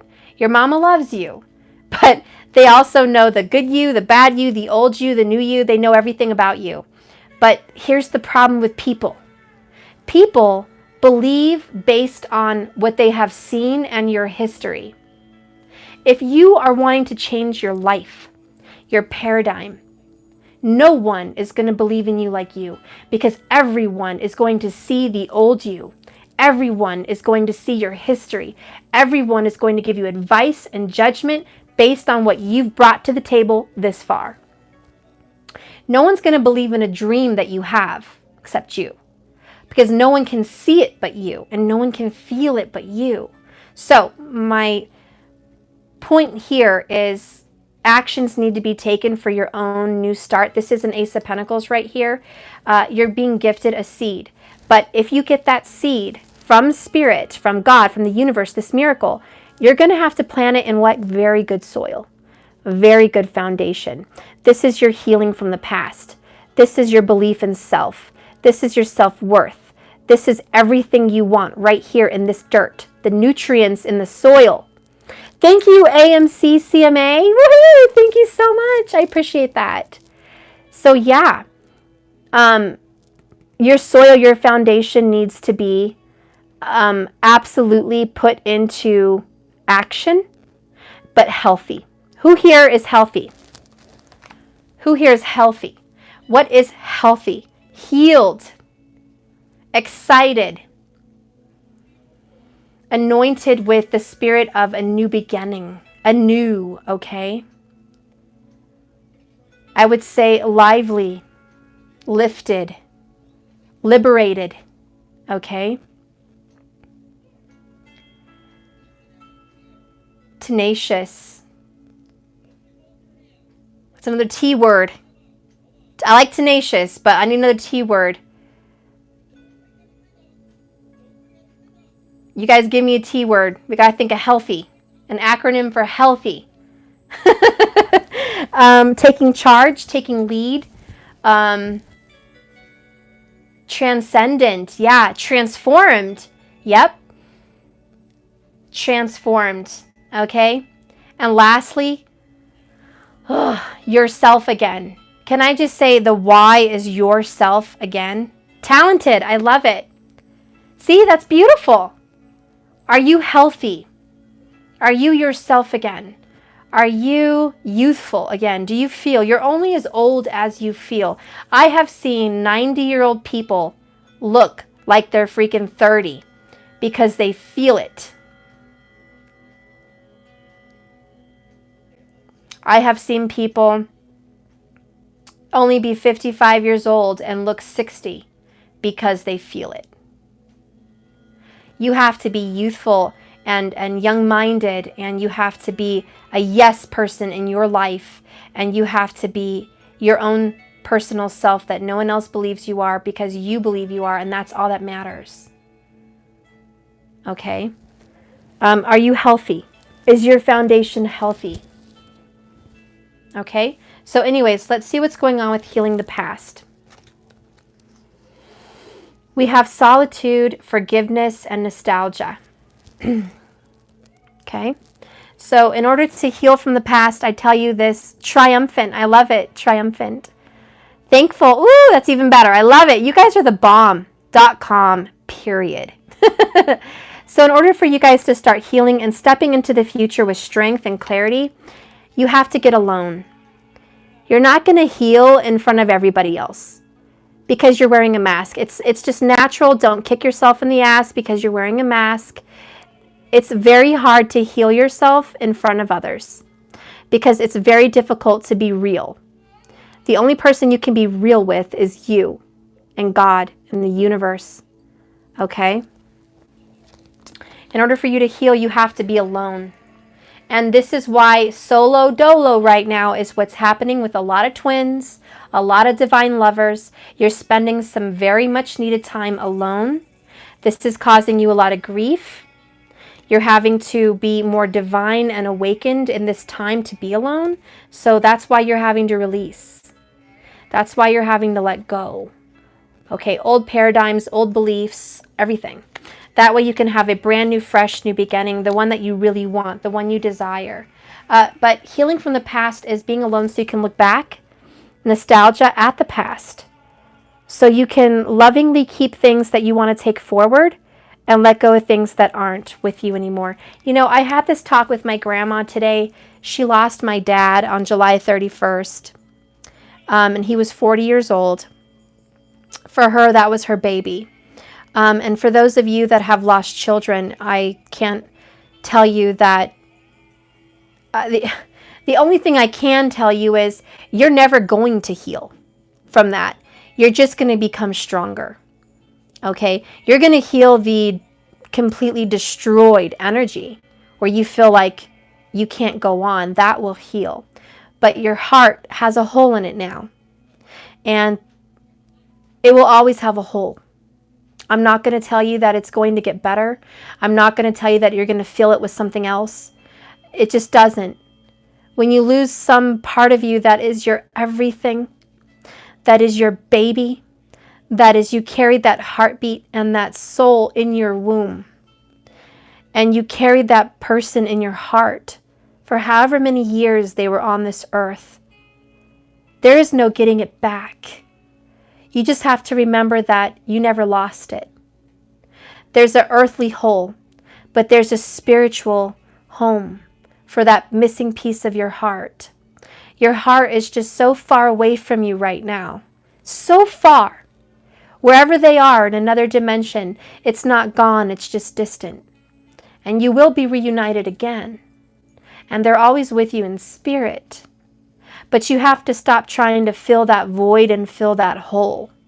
Okay?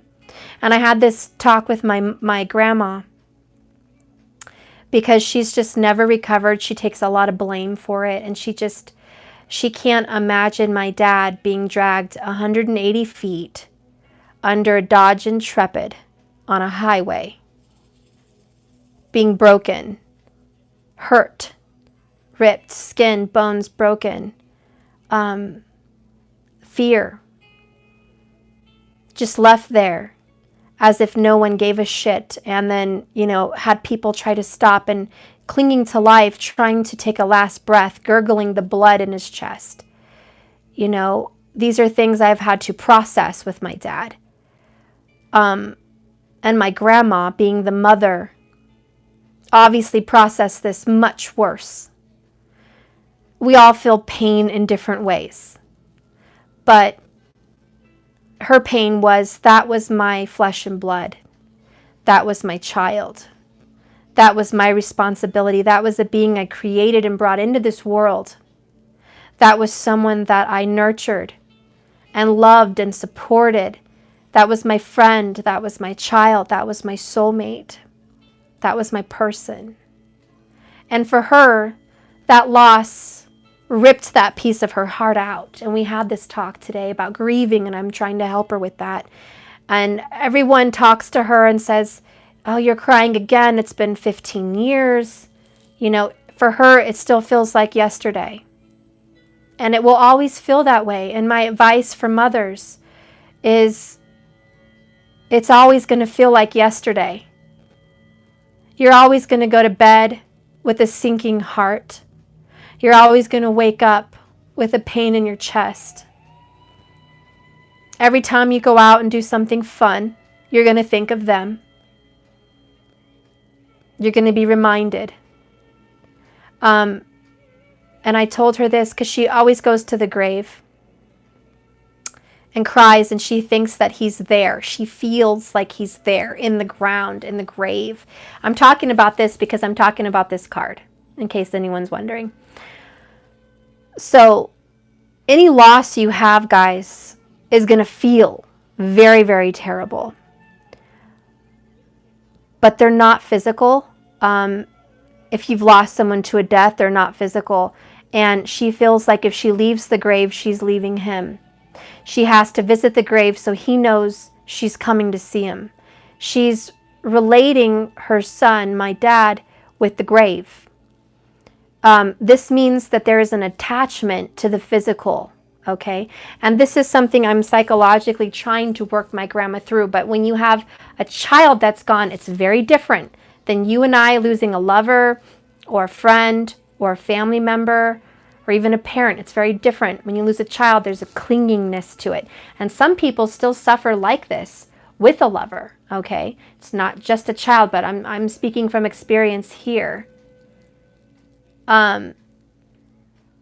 She was crying, and I said, Grandma, she got the grief card today, because I always do readings for my grandma. She got a grief card today, and I said, Grandma, we brought up clutter. We brought up things that she had in her house. And she started crying, and she said, what's going to happen when I die? And all these pictures, where are they going to go? Who am I going to leave them to? They are so precious to me. These pictures mean everything to me. She sleeps with them. She kisses the pictures. She has pictures of them in every room. And I said, Grandma, why are you worried about the pictures? You're going to die and you're going to see him. You're going to see my dad. You're going to see your son. You're going to see him. You don't need the pictures. What do you need the pictures for? Well, they mean so much to me. I said, toss the pictures. You're going to get to reunite with him. Forget the pictures. And she was just crying. She didn't want to leave the pictures because she hugs them and kisses the pictures every day. I said, Grandma, we're struggling right now with the understanding of physical and spiritual. Leaving his body in the ground is not him. Leaving the pictures here on earth is not him. He is with you now. He's with you always.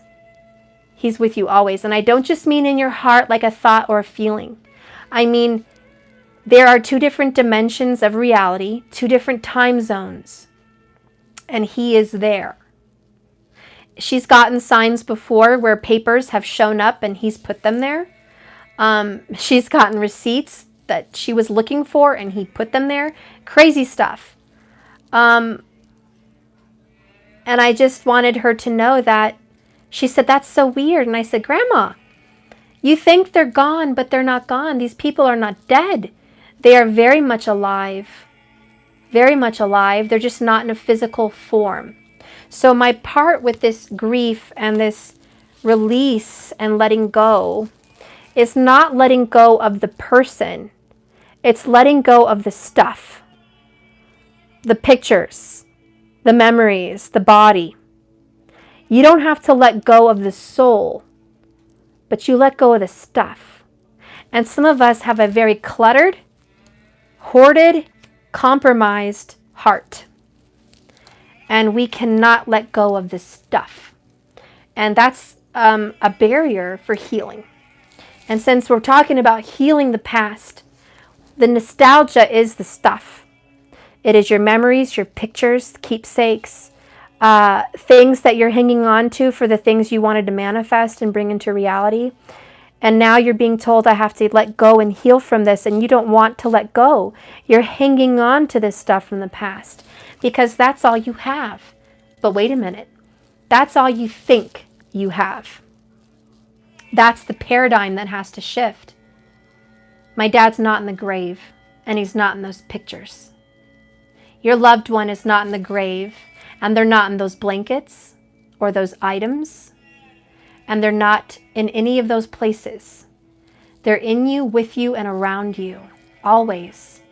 You can't see them, but you can feel them. You can even hear them. You can communicate with them. Tell me this, if there is someone that is dead, gone, how are you communicating? How are you getting a message from the other side from a dead being? You're not. They're alive. How are you getting something put into your home out of nowhere, hearing a doorbell or a knock or a paper, if that person is dead? They are not. They are alive in another dimension. Their spirit is somewhere. They didn't disappear. And they're not in the ground either. So I told her, you know, this is part of your grieving, is letting go of the physical. And the reason I'm relating this death that I'm talking about in my family with you is some of you guys are dealing with deaths and losses of children, possibly, lovers, possibly, parents, possibly, however that works for you. And my condolences go out to you. That's terrible. And my heart is with you on that. There is no time limit on grief. Take your time. There's no time limit on healing. Take your time. But I'm here for you to know that don't sell yourself a dream that one day you're going to be magically healed. One day it's going to be okay again. Everything's going to be all right again. It's not. Everything will be different. That's the compromise. In order to move on and heal, You have to really contemplate and refocus, look deeper. Understand that your person's not dead and gone. They're just translucent. They're transparent. They're in another dimension. You don't see them, but they're there. Your person that is here right now, your lover, who you are having to let go of because of a separation or a divorce or something like that, and you're being told it's over. 8 of Cups, we have to end this beautiful, loving, past life soulmate connection. You're going to grieve. Believe me, you're going to grieve. And that's what is happening here for you guys. Grief. For you that are going through this, okay? You're going to get a message. You're going to have to refocus your energy. You're going to have to figure out what you really want for this new beginning and start taking the steps needed for it. Page of Wands. Healing from the past is going to require you to be alone. Look at the past and let go of it. And forgiveness. Forgiveness isn't for the other person. Forgiveness is for you. You have to forgive yourself of any guilt. You have to forgive yourself of any fault you may be carrying with you. A lot of you guys that have lost children carry the guilt that you didn't do a good enough job to protect them. You weren't there when they needed you. You might have bought something that caused them their death. My grandma helped buy my dad the motorcycle, which he was in the accident in, and she blames herself for helping him with that. And I said, it's not your fault. It's not. But this is something you're going to have to go onto a journey by yourself about. Forgiveness. Forgiveness that you weren't there. Forgiveness that you may have contributed to something in their life that happened during their death. It wasn't your fault. It was their path. And if this brings you any comfort, I've studied astrology, and a lot of astrologers don't talk about it, but I'm just going to bring it up very lightly because the karma talking about it is very deep. But your birth chart does talk about death. And if you may have a long life or a short one, or how you may go. It's already predestined. Okay, that old saying, when God has a plan for your life, was no joke. But it's in the astrology chart. So don't blame yourself in a death, if someone out there is. Okay? Because it was already predestined, pre-written, and in the birth chart when that soul made it here. A lot of souls, before they die, know it. They have a sense about 6 months to a year before they go. They get the feeling. There's a premonition, something is coming. They just feel it. There's a lot of signs, okay? So you need to forgive yourself if you're hurting yourself on that. It's not your fault, okay? Anyways, forgiveness is for you, okay? And it's needed for your healing of the past. Also, for you guys that have been hurt by other people, you have to forgive them. Okay, for those of you that may have had an abortion, you have to forgive yourself. For those of you that have maybe cheated in a relationship and had to walk out of it, forgive yourself. We make stupid choices, guys. People make dumb choices every single day. Sometimes a few times a day, we make dumb choices. We regret them. And we move on and we learn from them. It's a part of life. We have to forgive ourselves and not carry it. Okay, enough of that. So healing from the past. We got the card again, bottom of the deck. It was 10 of Wands. And there it is again. Forgive, let go, and heal. Give it to God. Give it to the universe. Don't carry the message with you forever. Don't carry the burden with you forever. Let it go. It wasn't your fault that you were abused. It wasn't your fault that you were cheated on and disrespected. It wasn't your fault that you were neglected. It wasn't your fault that you contributed to someone's life and something may have happened to them. You were trying your best. You were doing your best with the knowledge that you had at the time. If you would have known any of the outcomes, you would have chosen something different. But you chose what you chose based on the information you had at the time. And you don't need to hurt yourself for it anymore. It's not your fault. You have to let it go now and accept my soul was reborn. I was sent to learn this message. I went through a very difficult time in my life. I made it through and I survived it. I survived some of the worst, and I'm still here today. I'm here today. You're not a failure, and you're not an abused, hurt person. You are a survivor. You're a good person, and you're learning, and you're compromising, and you're growing, and you're changing, and you're releasing. You're doing a lot of work. You're not doing nothing. You're doing everything. And you're doing your best. Okay, so what is the outcome from Spirit? I'm going to get the good word. These are inspirational cards, messages from God. Let's get your outcome for the final.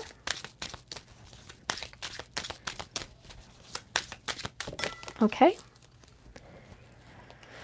All right, so we have two of them. Okay. Let all that you do be done in love. 1 Corinthians 16. Let all you be, all you do just be done in love, okay? Be strong and of good courage. Do not fear or be in a dread of them. Let me start over because I just can't talk apparently. Be strong and in good of courage. Do not fear or be in dread of them. For it is the Lord your God who goes with you, and he will not fail you or forsake you. Okay? So I love that. You're not alone. He's not going to fail you or forsake you. He's not going to leave you out in the cold, all alone with no hope, no love, no healing, no restoration. No way. He's just right here with you in a very difficult time of your life, and you're going to be okay. You're not alone, even when you think you are. Let me just try to shuffle this a little better. These are huge cards, guys. Oh my God. These are huge. Like almost bigger than my Ancient Path Tarot. Dear Lord. Okay. I can't even shuffle these. Okay, they're bigger than my hand, that's for sure. Okay. Spirit, can you give me a beautiful oracle for those watching? What is the message? A final message for those watching? Okay. The final message is the coyote, the revealer of truth. Don't take things too seriously. Make time to play. Great wisdom comes from laughing at your own folly. Look out for the traps and tricks of life and learn from them. I like that. It's like, laugh at your mistakes, guys. Damn, that was stupid. Laugh about it. You can look back at your life and some of the biggest mistakes you've made and just say, okay, I was completely unaware of what the hell I was doing at the time. Boy, was I young-minded or foolish. Let's just laugh at ourselves. You know what I mean? Why are we taking it so seriously? Guess what? You're going to come back. You're coming back to do life again. 603 of you guys here watching, you're going to come back. You're going to do this life again. Not the same life, but your soul will be here. You're going to see the sunrise again. You're going to see this world again. Okay, so let's not take it so seriously. These are lessons, not a life sentence. I hope not for a lot of you. So anyways, I'll go ahead and read that. Let me just grab some water and I'll be right back. I need to get another drink.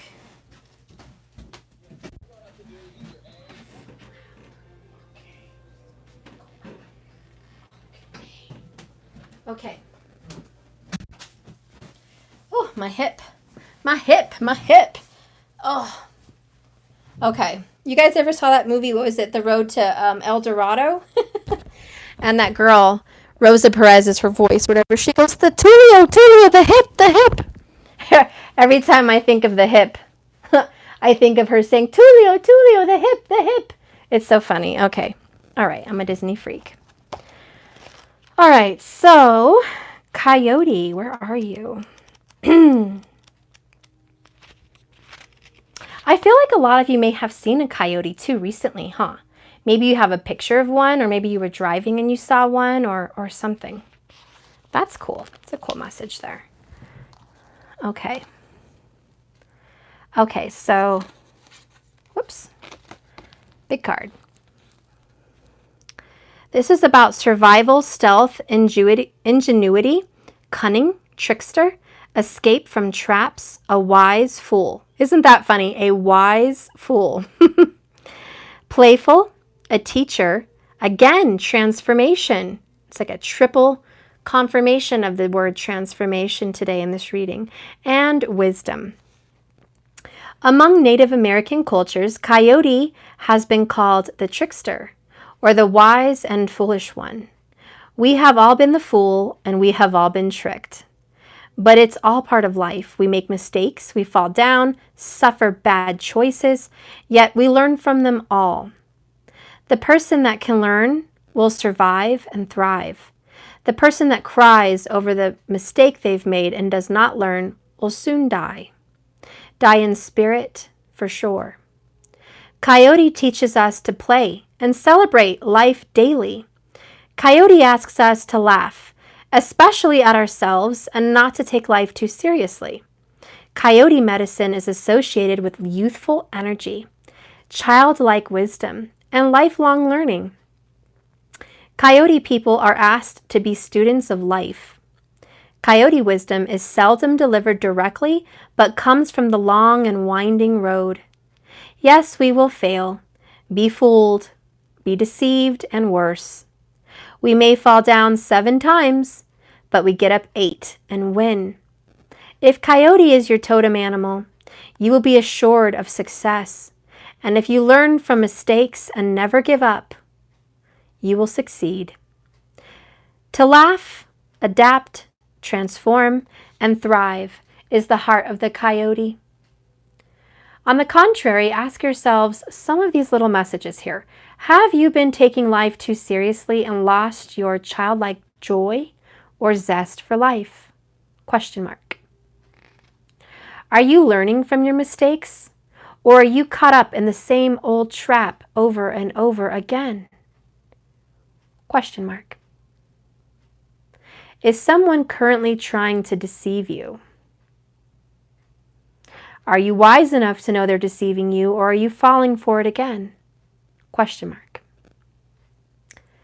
The last one, advice is, don't be tricked. You've learned your lesson. And that is the message of the coyote. So don't be tricked. You've learned your lesson. So a lot of this Lionsgate energy is, it's a test. The gate always represents the test. Even the 2 sphinxes, which I told you in the beginning of this reading, should have been lions completely until the pharaohs came and rebuilt the sphinxes that were even older than the actual pyramids. And I don't know if you guys knew that the sphinxes were like way older than the pyramids. The Sphinx was. So it was there way before Egypt was even a place. The Sphinx was there. And I think that was ancient Lemuria. It was Atlantean. Okay? The test here is this ancient knowledge.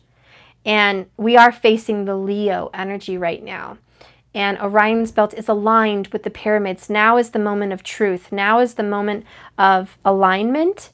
And now is the moment of walking through that gate. And if you guys ever watched the Never-Ending Story, I think his name was Atreyu, had to walk through the House of Mirrors, or whatever it was, of self-reflection to see who he really was. Was he a warrior, or was he a scared little boy? He had to face himself in the mirrors to have his true soul revealed to him. And so anyways, he did face that, okay? And then after he got through the mirrors, he had to go through the sphinxes, which was testing his heart. Are you? And the old guy was like, only the pure of heart with the pure intention can get through the sphinxes. And he said, oh, I can do that. And he said, oh, there's been many nights, many knights who have walked through those sphinxes and been burned and failed. They said the sphinxes can see straight through the heart of man and know whether they're good or not. And, you know, this is Leo season. And I just want to say, Leo is representative of the heart. Your heart is being tested in this Lionsgate. Are you pure? Do you have a pure intention? Did you learn your lessons? Are you a student or are you not? Because a student will be a teacher, and a teacher will always be a student. It's a crazy, vicious cycle, I know, but it's true. In order to be a good teacher, you have to be teachable. And you always have to be willing to learn. In order to do that, you need to just be the student.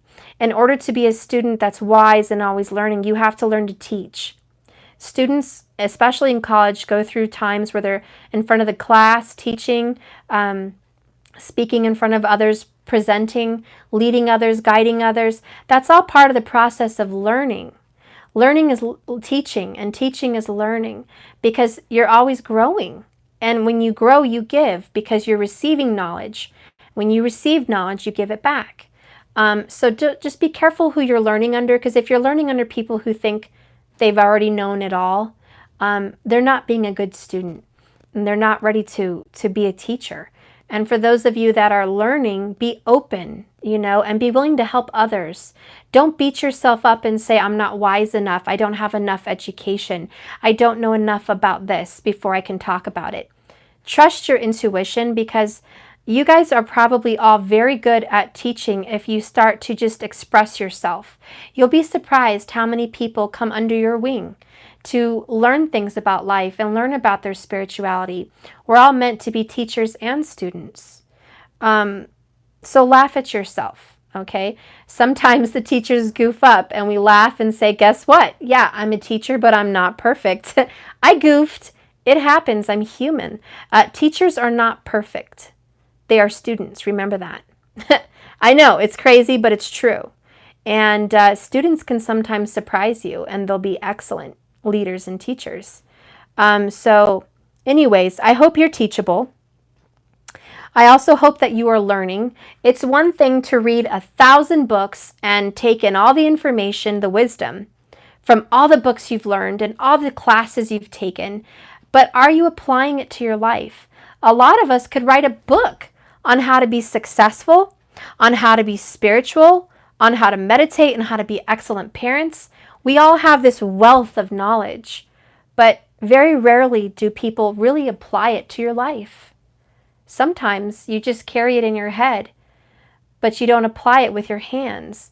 And the magician is all about applying everything to your life. It's about taking the wisdom and using it. And so that is the key, okay? So I'm going to get this one card read. It's Osiris. I'm going to read that. It's God of Transformation, and we're going to read that and be done with the reading, okay? So let's go ahead and see. And he is the number 3. Okay. All right. Osiris speaks.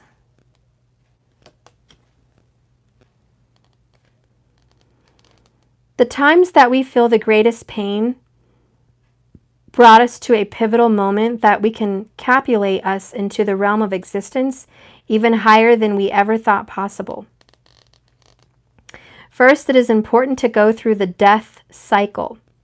Although your current scheme of spirituality in your time frame on earth is a beautiful one, it has unfortunately created a rather large stigma around feeling things very deeply. What I ask of you is to help change this. And it's funny because look, deeply, we have looking deeper. Okay? And that's what your person is feeling, looking deeper. Your person is feeling this card, transformation. Your person is undergoing a transformation. Rejuvenation, it is so vital that all of the old be killed first. In the moments where you feel total and utter despair, you are in fact doing a monumental burn-off of parts within you that need to die. Old traumas, old hurts, past lives, templates, and beliefs. Allow yourself to have complete and utter feeling of your emotion. You read that really slowly. Let that sink in. Please allow yourself to have complete and utter feeling of your own emotion. It's okay to grieve and cry and hurt and lose your mind. You need to be allowing yourself to feel all these things. Wrap yourself up in a blanket and retreat. The only way through the emotion is through it. I love it. Once you have felt it all, that's the time for the new to come in. But only when room has been made. Then the transformation power is ready to come sweeping in. Just as you can see me depicted here, taking my first breath after my period of death, anything is possible once you are reborn. That is beautiful. I really love that. Isn't that beautiful? Taking his first breath after being dead. You know, this is just a spiritual meaning that I'm coming in with it. When your person has gone through this process, and when you've gone through this process and you've properly grieved, I really feel like there's going to be a breath of fresh air, literally a fresh start, and there's going to be a union and a coming together. I really do feel that. A lot of people have trouble believing because this is mostly for Virgos, but a lot of earth signs, and let's just say everyone, okay? You have to see a process. You have to see actual physical steps to make sense for you to comprehend and understand that through this process there will be this physical new beginning. You have to see the seed right there. But a lot of us, that just means you have a doubting Thomas mentality. This just means that you only believe it when you see it. And I think what Spirit is asking of you is to believe what you don't see, is to believe in yourself, is to believe in Spirit, and to believe in magic, and to believe in transformation, and to believe there is life after death. See, for you guys to believe that this is it is like believing when you die, this is it. It's over. Do we not believe in transformation here? If you believe a loved one can die and pass on and be somewhere else, then you need to believe that this beautiful soulmate relationship can be transformed. It can die the way it is right now and become something else. You have to believe in this magic. You have to believe in this transformation. Otherwise, you're chasing your own tail. You're not going to win anything. You're not going to see anything. You're not going to get it. So anyways, I'm kind of out there with you guys, so I'm just going to do a quick little recap for those of you coming in. What is the process for the people watching and their person? We have woman holding a coin in reverse. What is the process for people watching? We have Angel of Strength, Leo card. In reverse, by the way. And we have Goddess of the Moon, upright. One more. What is the process of those watching and the outcome? Well, that came right out. First chakra, Archangel Michael, in reverse. Okay, so that's a big message. Bottom of the deck, the thinking woman. Earth energy, Virgo energy. I do think there's a lot of earth signs maybe overthinking this a bit. There's a Leo that misses someone but can't say it.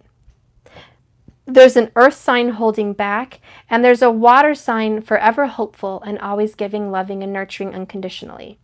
There is a fire sign fighting to keep things together, but also realizing that the fight needs to be part of the letting go.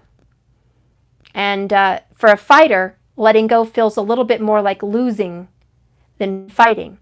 But there's a paradigm shift that needs to be made so you can actually say, I actually have to let go, and that's part of my fight. That's part of my process, okay? So I'm going to read that and we'll be good. I know, I keep going on and on and on and on and on, for Lord's sake, Stephanie. But I'm almost done. I'm almost done. Let's get here. Just bear with me. These are short little meanings. We'll get through it. And it's the number 42. Okay. So the woman holding a coin in reverse this could indicate that you're feeling unsure or fearful about finances or some kind of a health issue. It could also reveal a lack of value for yourself and your own life. Pointing to someone else when this card comes in reversed. Okay. It could also mean pointing to someone else when this card comes into reverse.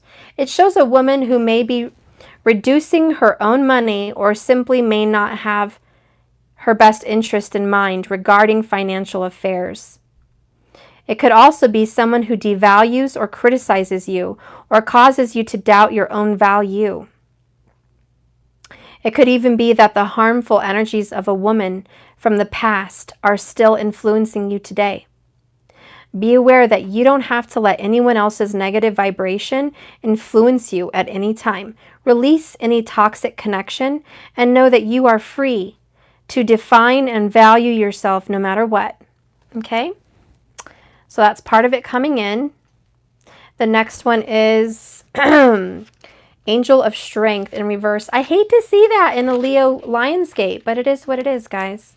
It is what it is. We got to read it. Okay? We got to read it. Could surprise us. Okay. I'll hold this up for you. Not pretty. It's in reverse, though.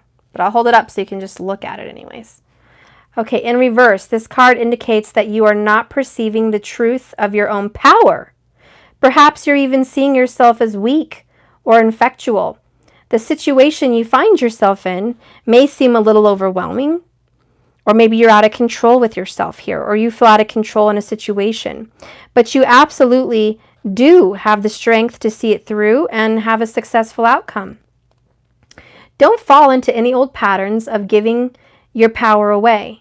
When you let others define you or make decisions on your behalf, you take out the picture of your own destiny creation. Meditate on the brilliant vibration of light of who you are and realize that you have the eternal power that surges through your life. You are the power source, and it's time for you to take back control and stop giving it away. Because deep within is an abiding strength that knows no bounds. You have all the power you need to get what you want. Okay, and that's what it means in reverse. So what I'm seeing here is a lot of self-worth issues, and I think I saw that at the bottom. Yeah, there it is. We had that earlier. Okay, it's believing in yourself, loving yourself, trusting yourself, all that good stuff. I do feel someone is worried about your health. You have some concern. Maybe there's a question mark about what's wrong with you. Maybe something is surprising you. Maybe you have a pain that you've never had before. Okay, you might have a headache you've never had before, vision problems you've never had, and you're worried and you don't know what it is. Don't manifest an illness based on your assumptions. You have the power to heal yourself. Remember that. So that could be for some people. Oh, thank you so much for your super chat. Thank you. You're just the damn bomb, Samuel. Okay. Let's go ahead and continue with Goddess of the Moon. Cancer energy.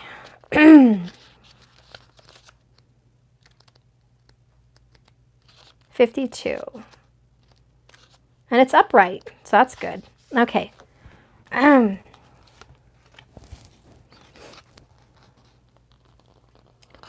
Intuition and going within.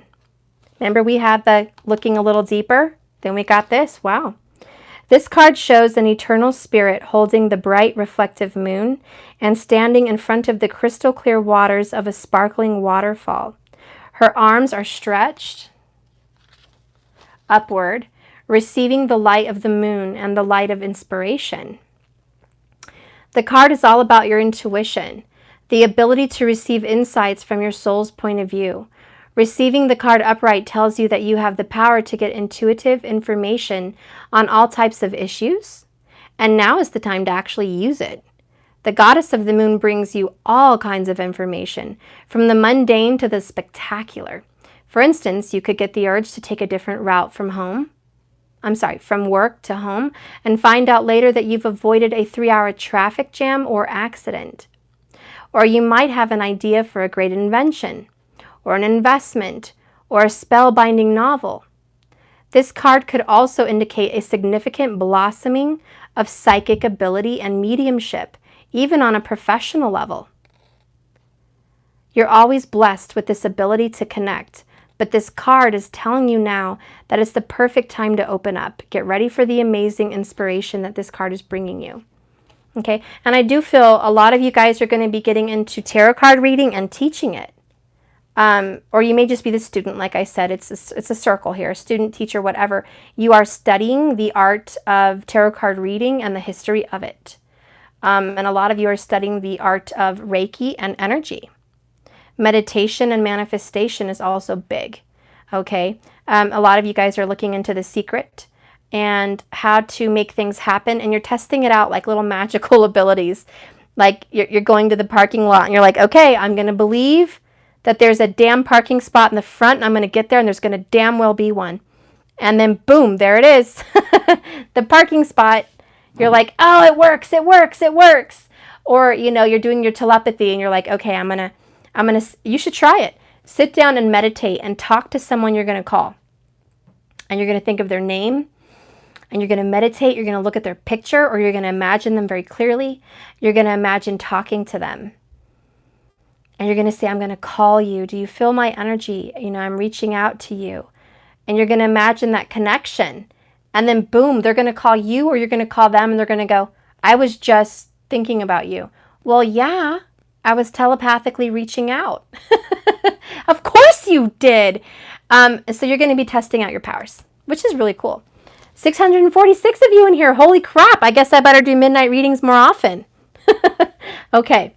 So then we're going to read the first chakra, Archangel Michael, root chakra. Mula Nakshatra going on, Scorpio, Saggy energy right here. Yes, baby, yes. Number 35. Okay. Let's see what this is all about. Family, tradition, belief, religion, all that good stuff. All your foundation. The root chakra is the foundation for all your others. If you don't get this one handled, nothing else makes sense. Believe it. Okay, so anyways, this card in reverse, it's about stability and security, it says. And in reverse, it says, when this card shows up in a reversed position, you may be facing some significant challenges, even some very difficult emotions.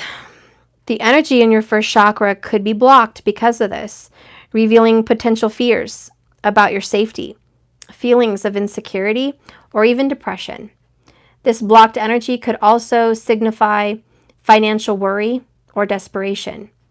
Issues of instability can shake you at your very core, so it's going to be important to get the energy moving freely through your chakra once again. Call upon Michael for assistance and visualize this light of power filling this area in your body and bringing you a greater sense of your own strength and eternal stability. Meditate on the affirmation below and feel your sense of safety and balance return. So, I've noticed this. When this chakra is out of whack, a lot of people feel dizzy and disoriented and out of balance. You could trip, stumble, lose your balance while you're walking, run into a wall. It affects your vision sometimes. It affects your footing. It can cause accidents, actually car accidents also. I don't know. It's like everything's out of whack for you.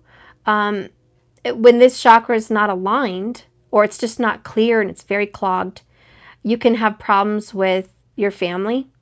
You can run into some arguments or issues with, parents, family, children, all that stuff. You also tend to be more bottom heavy. Maybe you feel bloated. Maybe your feet feel very heavy. They're dragging. It just feels very, very heavy down there. and you just don't feel right, and you're just, yeah, it's not good. So anyways, if you're feeling any of those things, this is going to come to your attention. I hate to bring it up, and this is just, I know it's stupid, but if you also don't clear this up, some constipation can come up, okay? You don't, I know, it's, yeah, I'm just going to leave it there. A lot of you can also have issues with menstrual, okay? This is the releasing of blood and all that. You could be having some serious cramps, but not enough blood. It's just weird. You can notice for women who are having the first chakra, the root chakra, clogged up, you'll notice that your period is not normal, okay? And that is another sign that there's an issue here. For women too, it's constipation. Men, it could be constipation, cramps, aches, heavy feet, itchy feet, feet that can't rest well, okay? Your lower extremities, your trunk of your body will have some issues, okay? So anyways, my advice for you to heal that is to get some really good, a red gemstone, a black gemstone, something just from the earth, period, just quartz. Anywhere outside in a river, a creek would be wonderful to ground and meditate with that. Envision the earth under you, getting outside on the grass or just the dirt, the ground, just sitting on it. That's really grounding. You want to connect your lower spine area right there in the earth if you can. That is really going to align you. And you can actually talk to the earth and say, heal me. I am feeling very clogged. I'm feeling very stressed. I'm feeling very blocked here. Can you please help me heal? And Mother Earth will send good vibrations to your body and start to pull out that toxic energy. God bless her. Mother Earth is just beautiful like that. And some tea, I'm hearing, will do you some good. There's some kind of herbal tea that would be very good for you for that root chakra. Raspberry leaf tea for women with menstrual issues will really help you. And for the men, I really would think like a peppermint tea or something, echinacea and what was the other one? Chamomile would be good for anyone. Just very calming, very earthy. Even dandelion root would really help you. I know that's a weird one, but they even have it in pills. But dandelion root, they have dandelion tea. The dandelion will really help cleanse and detoxify the letting go of energies. Actually, dandelion root is good for cleaning all your chakras, just to let you know. Dandelion root's the bomb. We should always have dandelion root. Okay. Anyways, that's it. So that is your reading. I hope you guys liked it. Huge transformation. I'm so happy that your person is changing. A lot of you have a lack of faith that they actually are doing it, but believe it or not, they are. So keep your head up. The last one I have to read besides the reading was that transformation card, and I promised I was going to read it at the end, and I forgot. So let me just do this one. It's really short. It's really short. If I can even find the darn thing. Seriously? Seriously. Okay, I ruined my whole thing for that. I just ruined it. It disappeared on me. Oh, here it is. This one from the beginning of the reading, transformation. So I'm going to read it.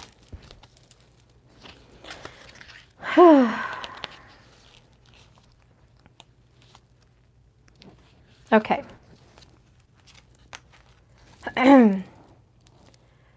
Okay. I was dead and I became alive. I was tears and I became laughter. The reign of love began and I became eternal. This is how it works. Love said, if you are not mad, you are not welcome in this house. And I mean mad as in Cat in the Hat mad, okay? Treasure Cat mad. The guy from Alice in Wonderland, the Mad Hatter, okay? If you are not mad, you are not welcome in this house. So I became mad and stumbled through the wilderness on my own.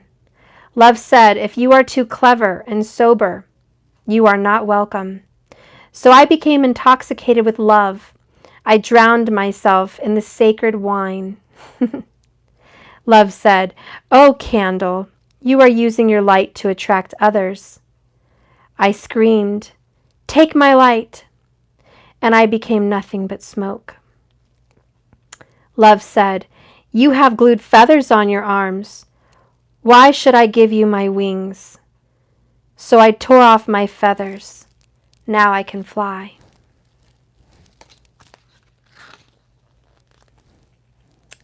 Having come from a long line of sages and scholars, Rumi had acquired a massive library of rare and precious books. He only allowed his wife to enter his library, to dust the books and clean the covers with rose water. Soon after meeting Shams, the pair entered a 40-day period of seclusion, when they emerged from this period, Rumi went into his library, fetched the most prized books, and threw them in the fountain of his courtyard. His wife, who had already mistreated Shams, ran out to stop Rumi. She said, "What are you doing? Have you gone mad? Your great-grandfather wrote those books." And she reached into the fountain and fetched the books. But the books were completely dry and immaculate. She looked at Shams in disbelief and said, "What is this, some kind of magic?" Rumi, without a moment of hesitation, replied, "No, the real magic is that I am now the living book." This poem is about the journey of transformation. One embarks upon to become the mythical lover we read about. Love is relentless, and it demands, and it will ask us to give up all we treasure.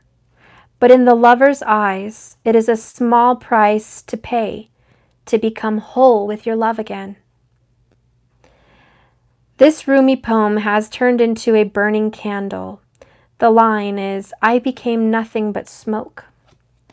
It surrounded the candle. I love that. Love does transform us. It's funny because everything that you care about, you don't care about when you're in love. You'll do the damnedest things to love your person and be with them. You will sacrifice your religion. You will sacrifice everything. And it's funny because that's actually the root chakra. When you fall in love with someone, you'll cut off family ties. You'll cut off religious beliefs. You will get rid of anything that you held dear that was a foundation of what made you who you are today. And when you're in love, it all seems all for naught.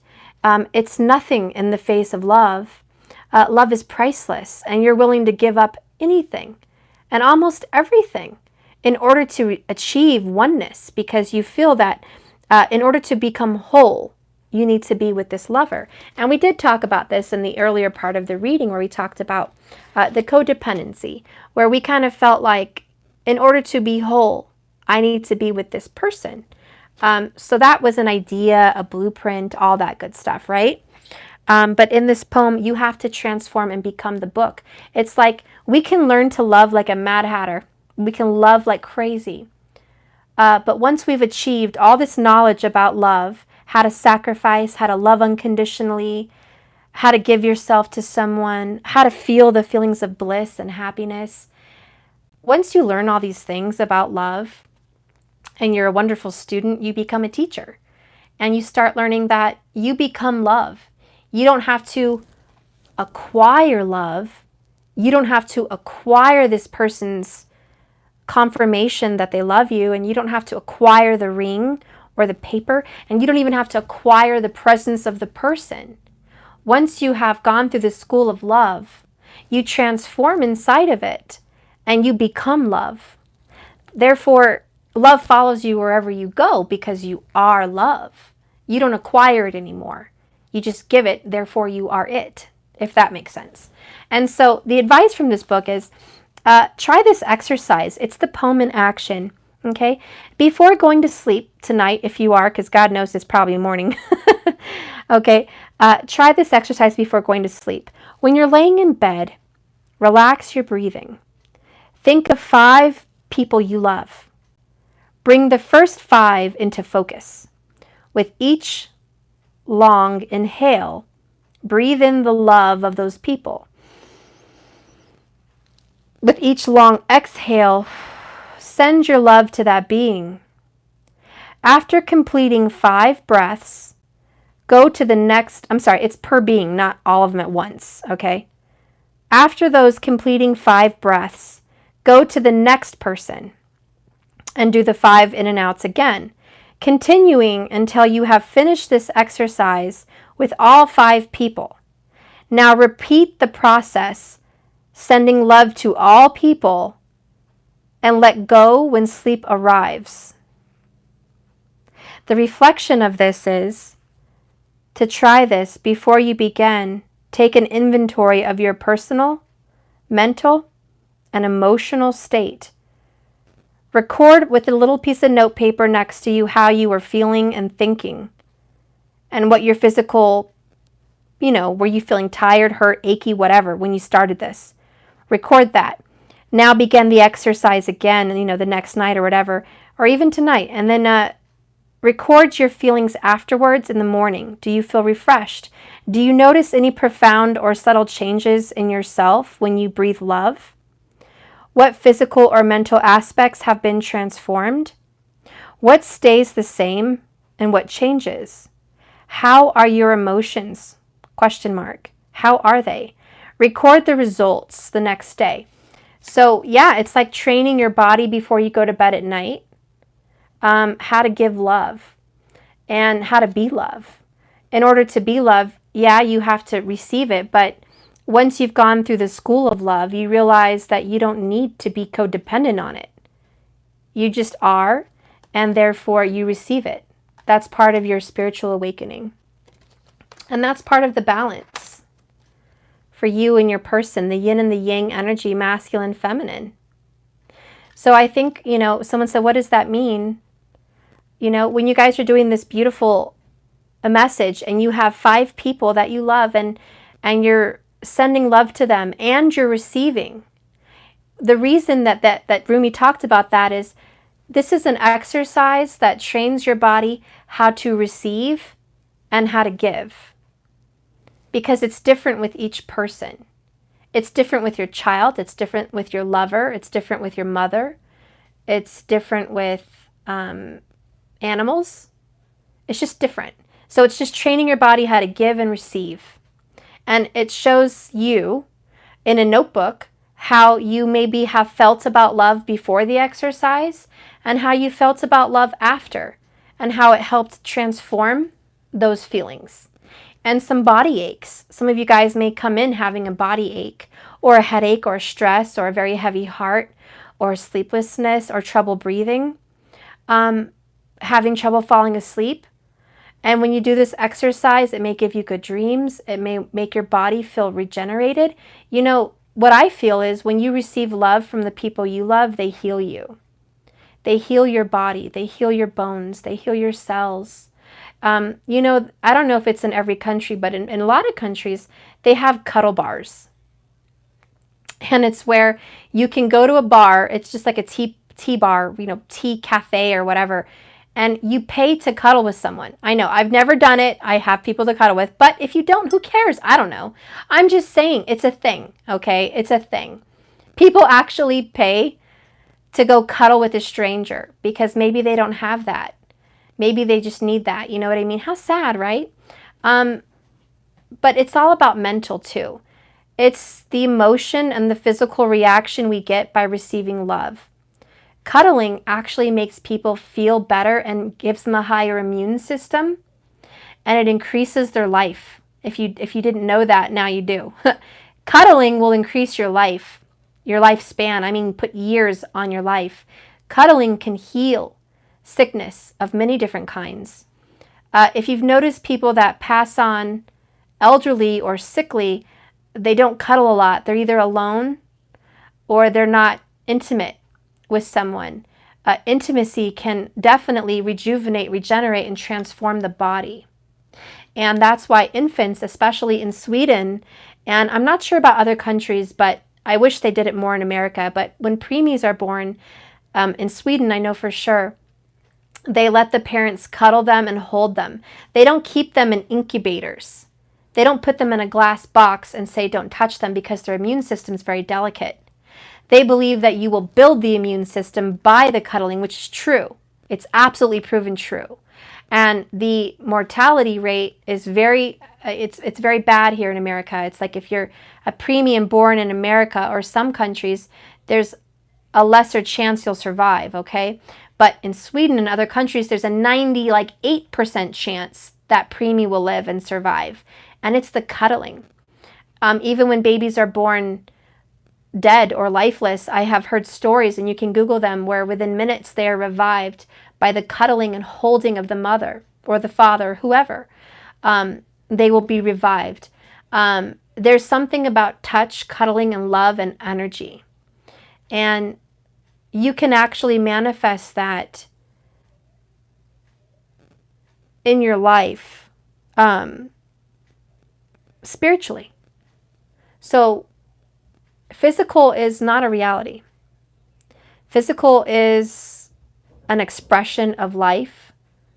I don't know how to explain it. I'm not a genius, but all I know is you don't have to have the physical. If your brain believes it to be true, your body believes it to be true. Yeah, and it does kill depression.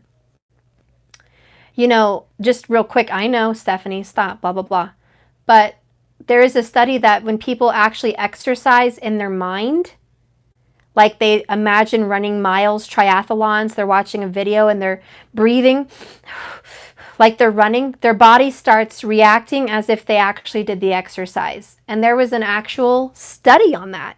And they're like, people built muscle, increased a whole bunch of, I don't know, all kinds of healthy benefits by imagining they were exercising rather than doing it. Isn't that weird? That is weird, and that is a new study. And I'm just going to say this one more thing. You know, when people are intimate with themselves, imagining that partner, they can actually manifest the experience in real life.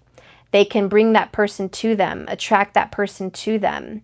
They can also be more sexually attractive by being in that energy. I know it's weird, but it's like when you think about something in your mind, it starts to create. So the act of giving and receiving love is creating the vibration that you're going to receive it, and you are love. So that is the purpose for that card. It is going to bed and imagining that you're receiving the love and giving it. So therefore, you're creating it. And you're going to start getting and receiving more love. And that's the act of actual transformation. That's why there's a candle surrounded by flame. That's the act of creation. Yeah, that's transformation, guys. If you don't believe it, you should. There's new life coming in for you, and there's a union coming. Okay, right there.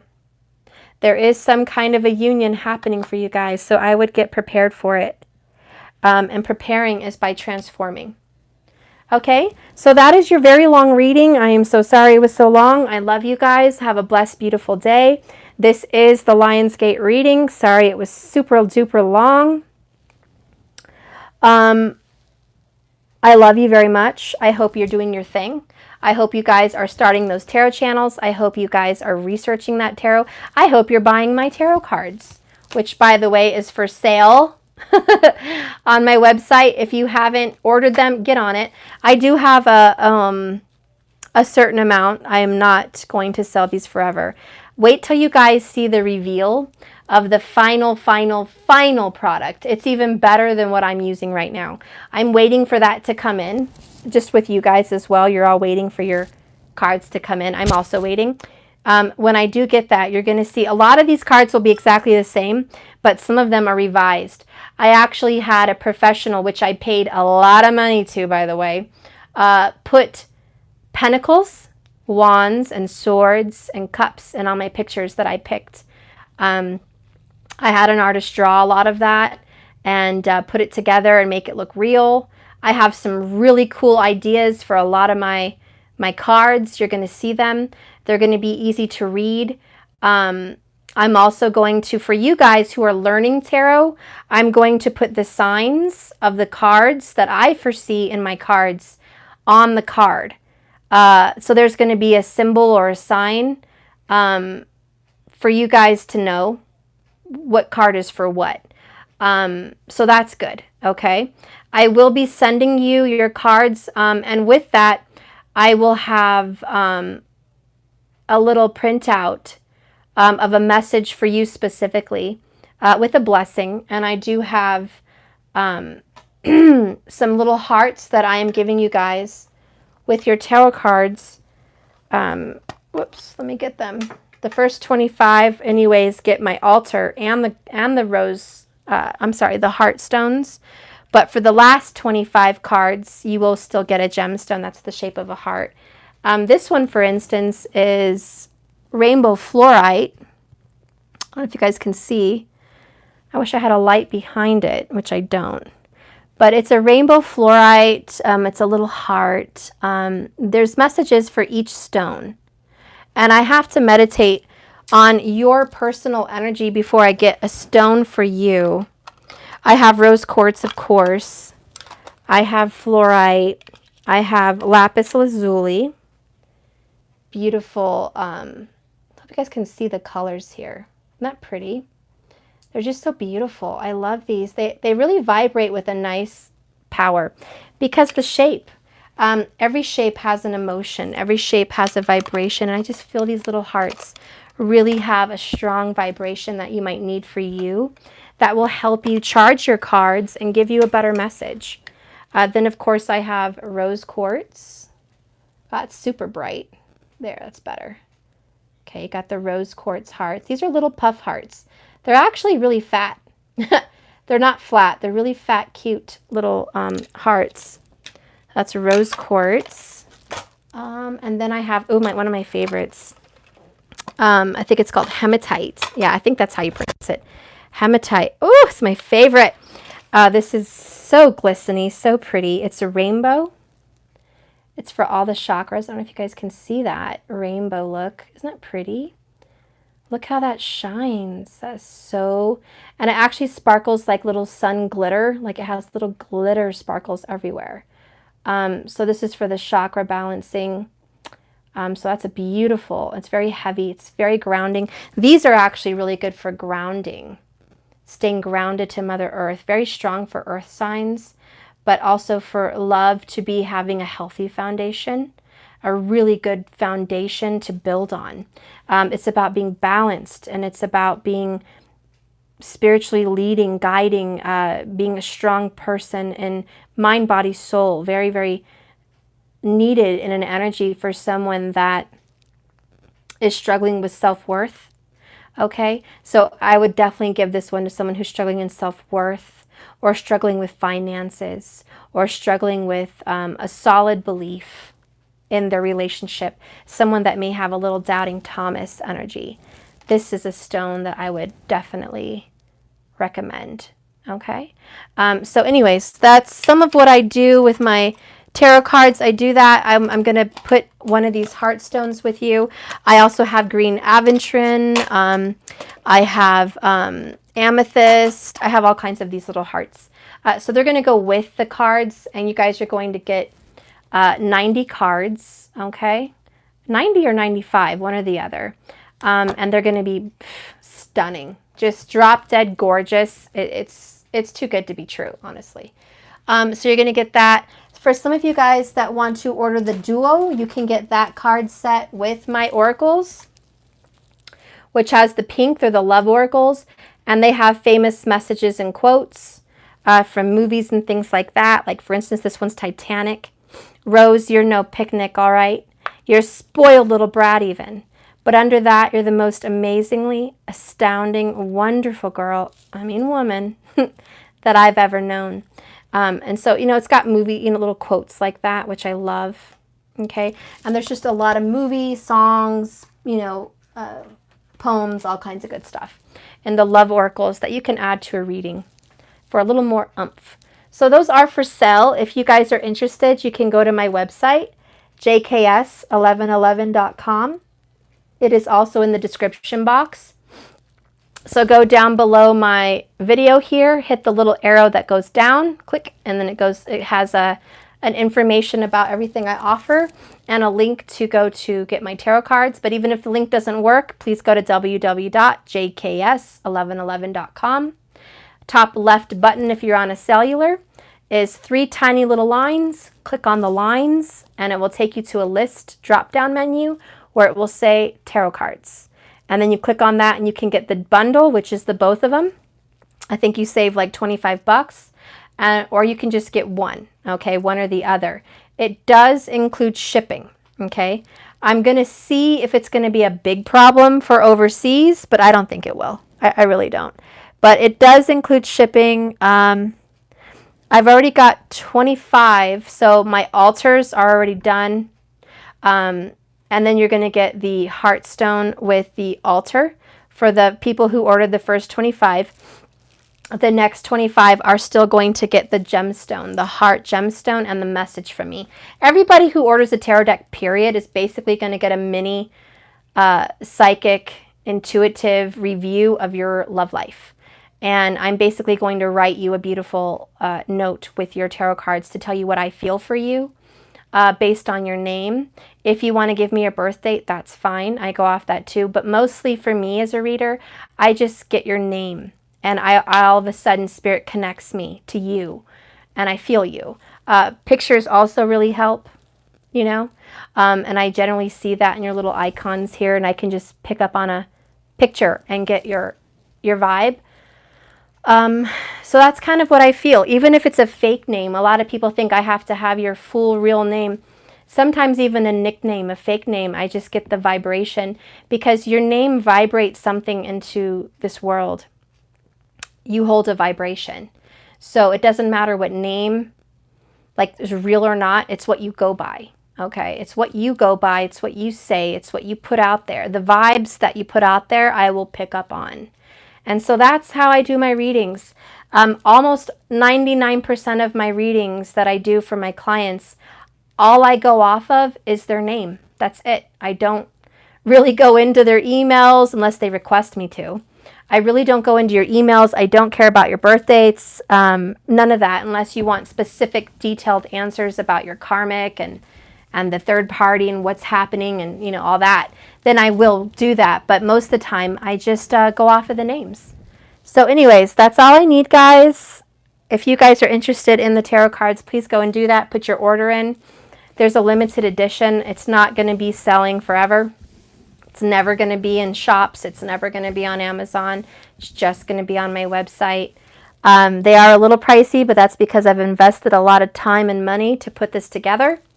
And it does include shipping.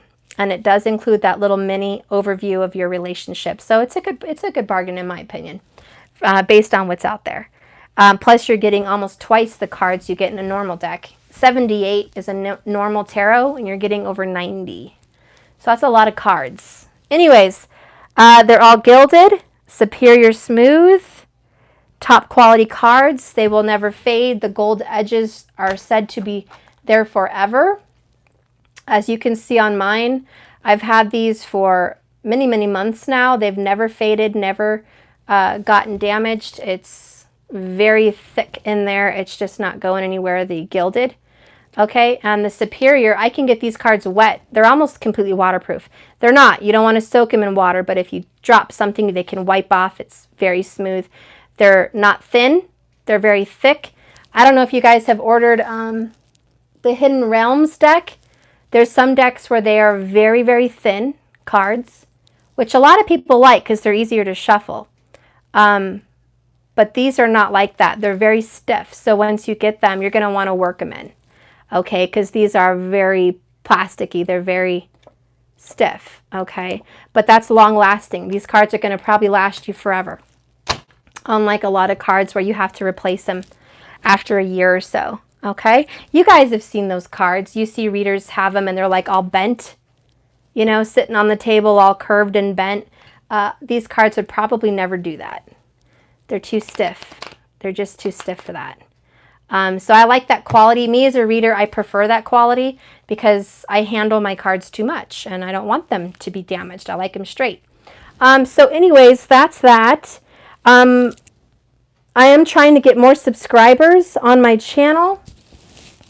So for you guys, please like and subscribe. Just keep swimming 1111.com. If you hadn't already subscribed, please do so. I am waiting, I guess, to get, I think it's going to be between 25,000 more subscribers. And I will get you a deck, one of my decks. So I'll let you know when I hit the additional 25 subscribers. I need to get to 150,000 subscribers, so I'm trying. So can you guys please like and subscribe if you hadn't? For whoever does get to be on that mark, I will let you know the winner. I'm going to send you one of my decks. The runner-up, which I think will be the one that mostly comments and does a lot for me on this channel, a good moderator that's always here looking out for people. I will also send an energy oracle deck, which is this one. So I don't know if you guys are familiar with the energy oracle deck, but I will buy you one of those and send that to you. Here it is also, which is a really fun deck. And there's a couple special people in my subscribers, and for my website subscribers, I'm going to do a drawing for the month of August. For those subscribers that have gone on to my channel and actually subscribed to my monthlies, I'm going to give one of you guys this energy oracle deck also and send that out to you. Okay, so please do that. I need to get, I believe it's 25 subscribers. I don't quite have it. I think I only have like 20. So get on there and subscribe to the monthlies if you haven't. If you're having issues, guys, please let me know. I'll do another tutorial, but I hope you shouldn't. It's really about getting the email right, checking your spam because it comes in your spam as no reply email, logging on to that to accept your password and your setup for my website. That subscription is not part of YouTube. That subscription is going on my website, jks1111.com, where I do the monthly zodiac signs for the single and masculine and feminine for each sign, so you can break it up. And I also do twin flame readings and ritual readings and things of that nature. For those of you that had a lot of issues logging in, it was my first month having the subscription. I will give you guys a free subscription if I think I have 5 of you that were struggling to get in and seeing the videos for July. So I will get you a free subscription for the following month, okay? If you guys have had trouble with that, Michael, my web guy, will let me know the names that were unable to get in there, okay? So you will have that. I think that's it for my announcements. I tried to keep them at the end because I know you guys are like, God, we don't want to hear all the announcements in the beginning. So I try to keep them at the end. So anyways, I think that's all the information I need to give. For those of you that are still waiting on readings, I'm working on them. I know I'm slower than molasses, but it's all in divine timing. It's well worth it. All of my clients will vouch. I am not a scammer. I don't take money and not deliver. I have hundreds of clients that leave beautiful reviews and love their readings. I have a lot of people that come back all the time. And even the people that were my loyal clients for a long time were experiencing me not replying or not getting back or not getting on top of the readings like I normally do. And this is not typical. It's just something I've been struggling with for a while, guys. It's just been, I don't know, I guess Spirit's testing me. And maybe he wanted, you know, me to be strong, because anybody else would have quit after all the the issues I've had to overcome to get these readings out. But I'm still working on it. I'm dedicating myself. But over this summer, with my kids needing me all the time and their dad being dead, you know, it's just me. And it's a lot on me to handle it all. So I'm doing my very best. If it's a big issue, please email me. I'm working on that. But that's, you know, that's about it for my announcements. So I think that's about it. If you guys do want a private reading, I'm a little bit out.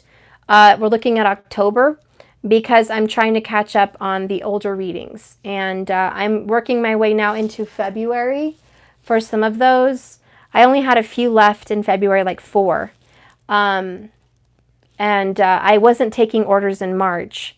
But then I have some in April and May. And my readings are typically 6 to 8 weeks out. So that's where I'm at. So, you know, most of my readings are pretty out. But I am taking some acceptance readings for October just to keep me and my kids afloat. Because that's what I do for work, guys. A lot of readers, they have other jobs and they just do this for fun, so they don't do privates. But I did quit my job so I could do this full time.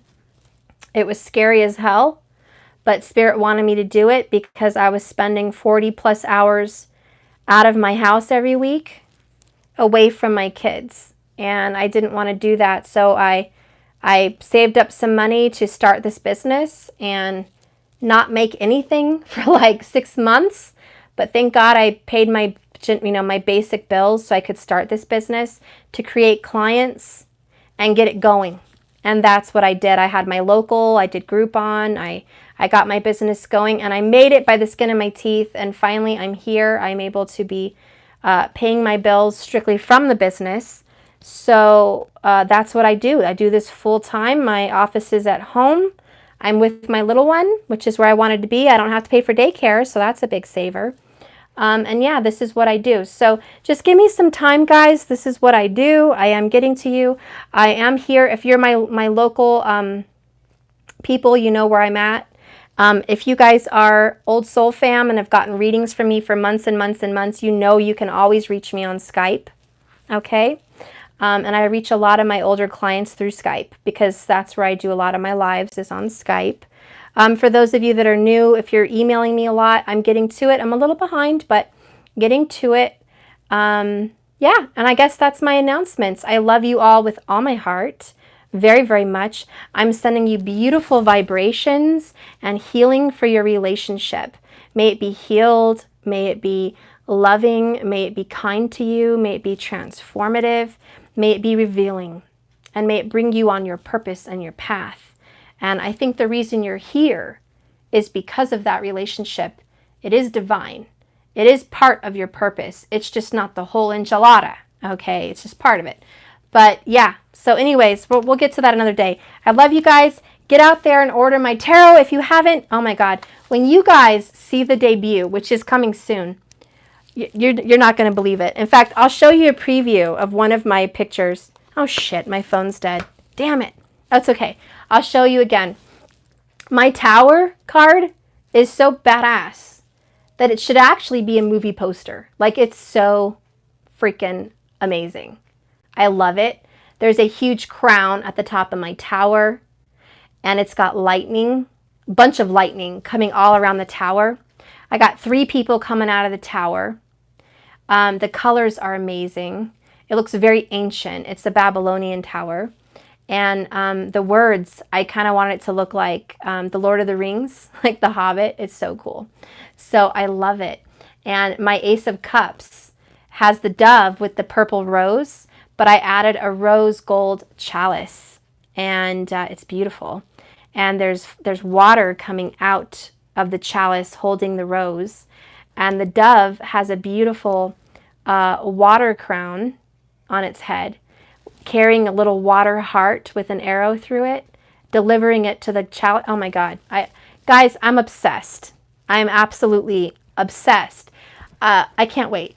I can't wait to show you guys. You're going to flip. You guys your socks are going to get knocked off. I just hope you know that. Your socks are going to get stinking knocked off. Okay? Yeah, they're all beautiful. I'm speechless. My person that did the art on there is, wow. I can't thank that person enough. So I can't wait. It's coming very, very soon. So if you haven't ordered it, order it. It is based off of this deck. Most of the pictures are in here. The same people are in here. It's just my own kind of version. The chalices will change. This chalice will change.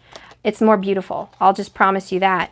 But a lot of them are the same. Twin Flames is the same. The 8 of Pentacles is actually going to have a pentacle, which I picked was the Flower of Life. So the Flower of Life pentacle, which is actually my Ace of Pentacles, if I can show you. Well, you know, when you want to find something, you can't find it. When you don't want it, there it is. You know, that's how That's how it works. Like this one's actually in color in my deck. It's really pretty. The lightning looks amazing. Whatever. I can't find it when I want to find it. But here it is. So it's like this, but better. Okay, but it's this version. Okay, it's the tree of life. The flower of life is what I meant.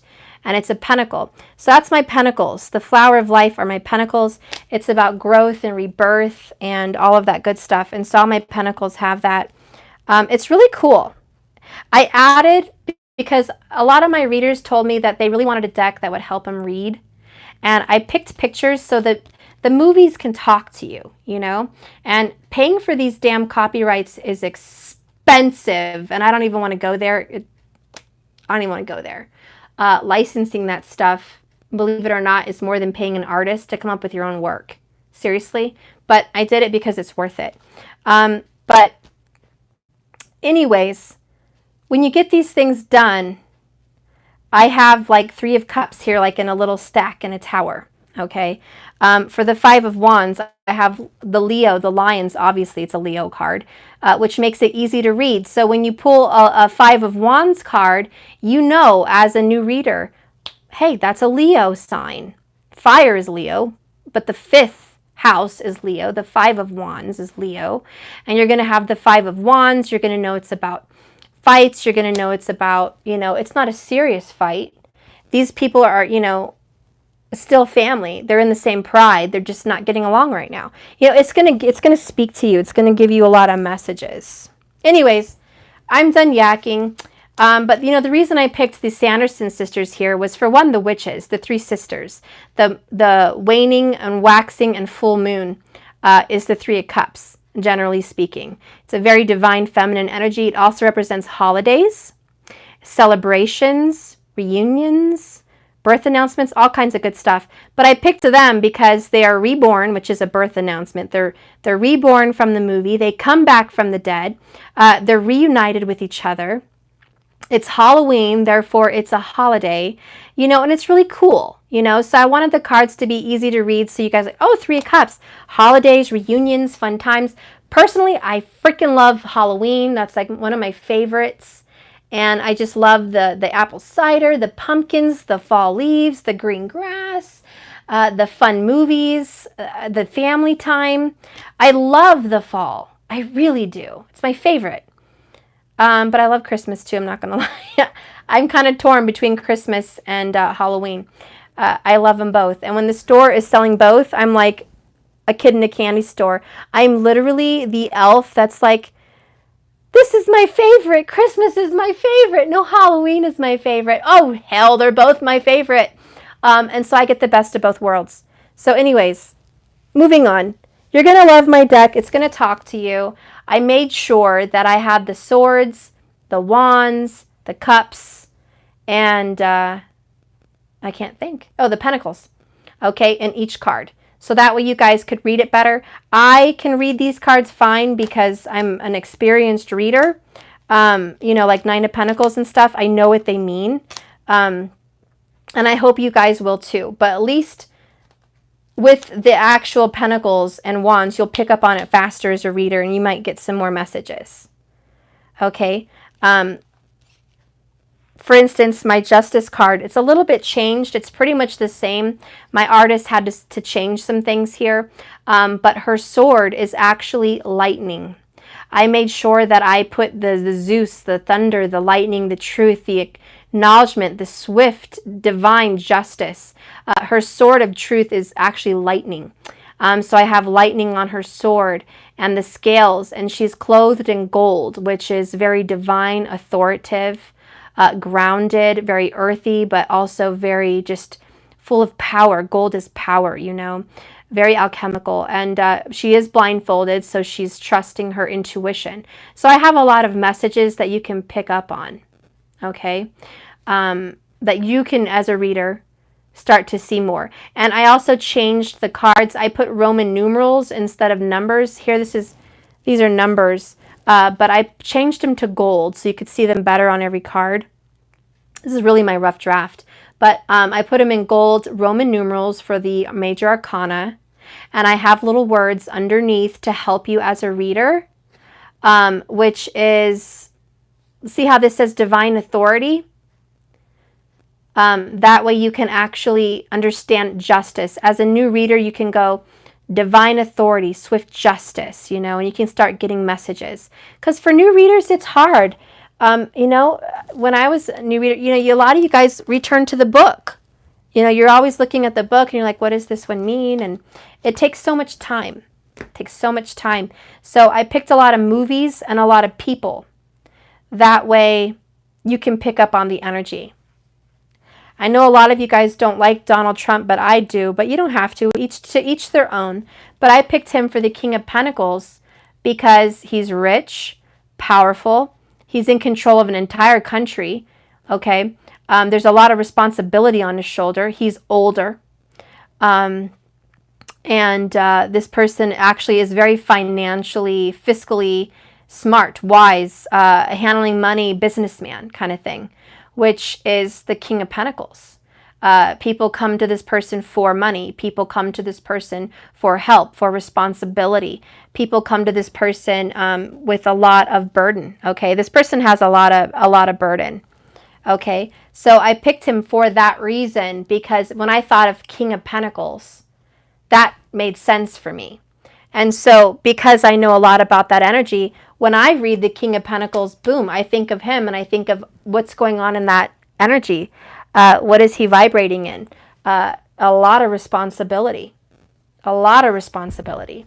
A lot of people look up to that person or need that person. You know, there's assistance that person's giving. He provides millions of jobs, you know. So when you think of the King of Pentacles, say it's just your average cat. Say it's some guy that you're dating and he's, I don't know, 40 and he's a Virgo, okay? And he's the King of Pentacles every time you do a reading. Well, he may not be rich and well known, but maybe your person takes on the responsibility of an entire family. Maybe that person worries about work 24/7. Maybe that person is trying to be an entrepreneur and start his or her own business. You know, maybe that person you love is very serious and a go-getter, you know, just always about the money, always about building, creating, growing wealth, growing abundance. You know what I mean? So that's why I picked these characters, because it's more than just the King of Pentacles. I picked a character that will speak to you and make a little bit more sense about who you're reading about. Okay? So anyways, that's it. I'm going to be quiet. I'm done. If you haven't ordered my tarot cards, get on it. You're going to love them. That's all I have to say. Over 90 cards, totally worth it. My Knight of Wands is even more badass. He's actually running on fire. And there's fire in the trees and fire on the horse. It's crazy. The Knight of Wands is going to be amazing. I have David Bowie. I love him. I had to have him. That's the Hanged Man. So anyways, there's a lot of cool, I even have extras like the love story. Isn't that cool? Okay, so there's a lot of little extras in there. Look at my Six of Cups, guys. Seriously. Okay, well, I got to go, guys. I love you. Have a blessed, beautiful night. Remember, it's a journey, not a destination. Just keep swimming. I hear my little one crying. Got to go.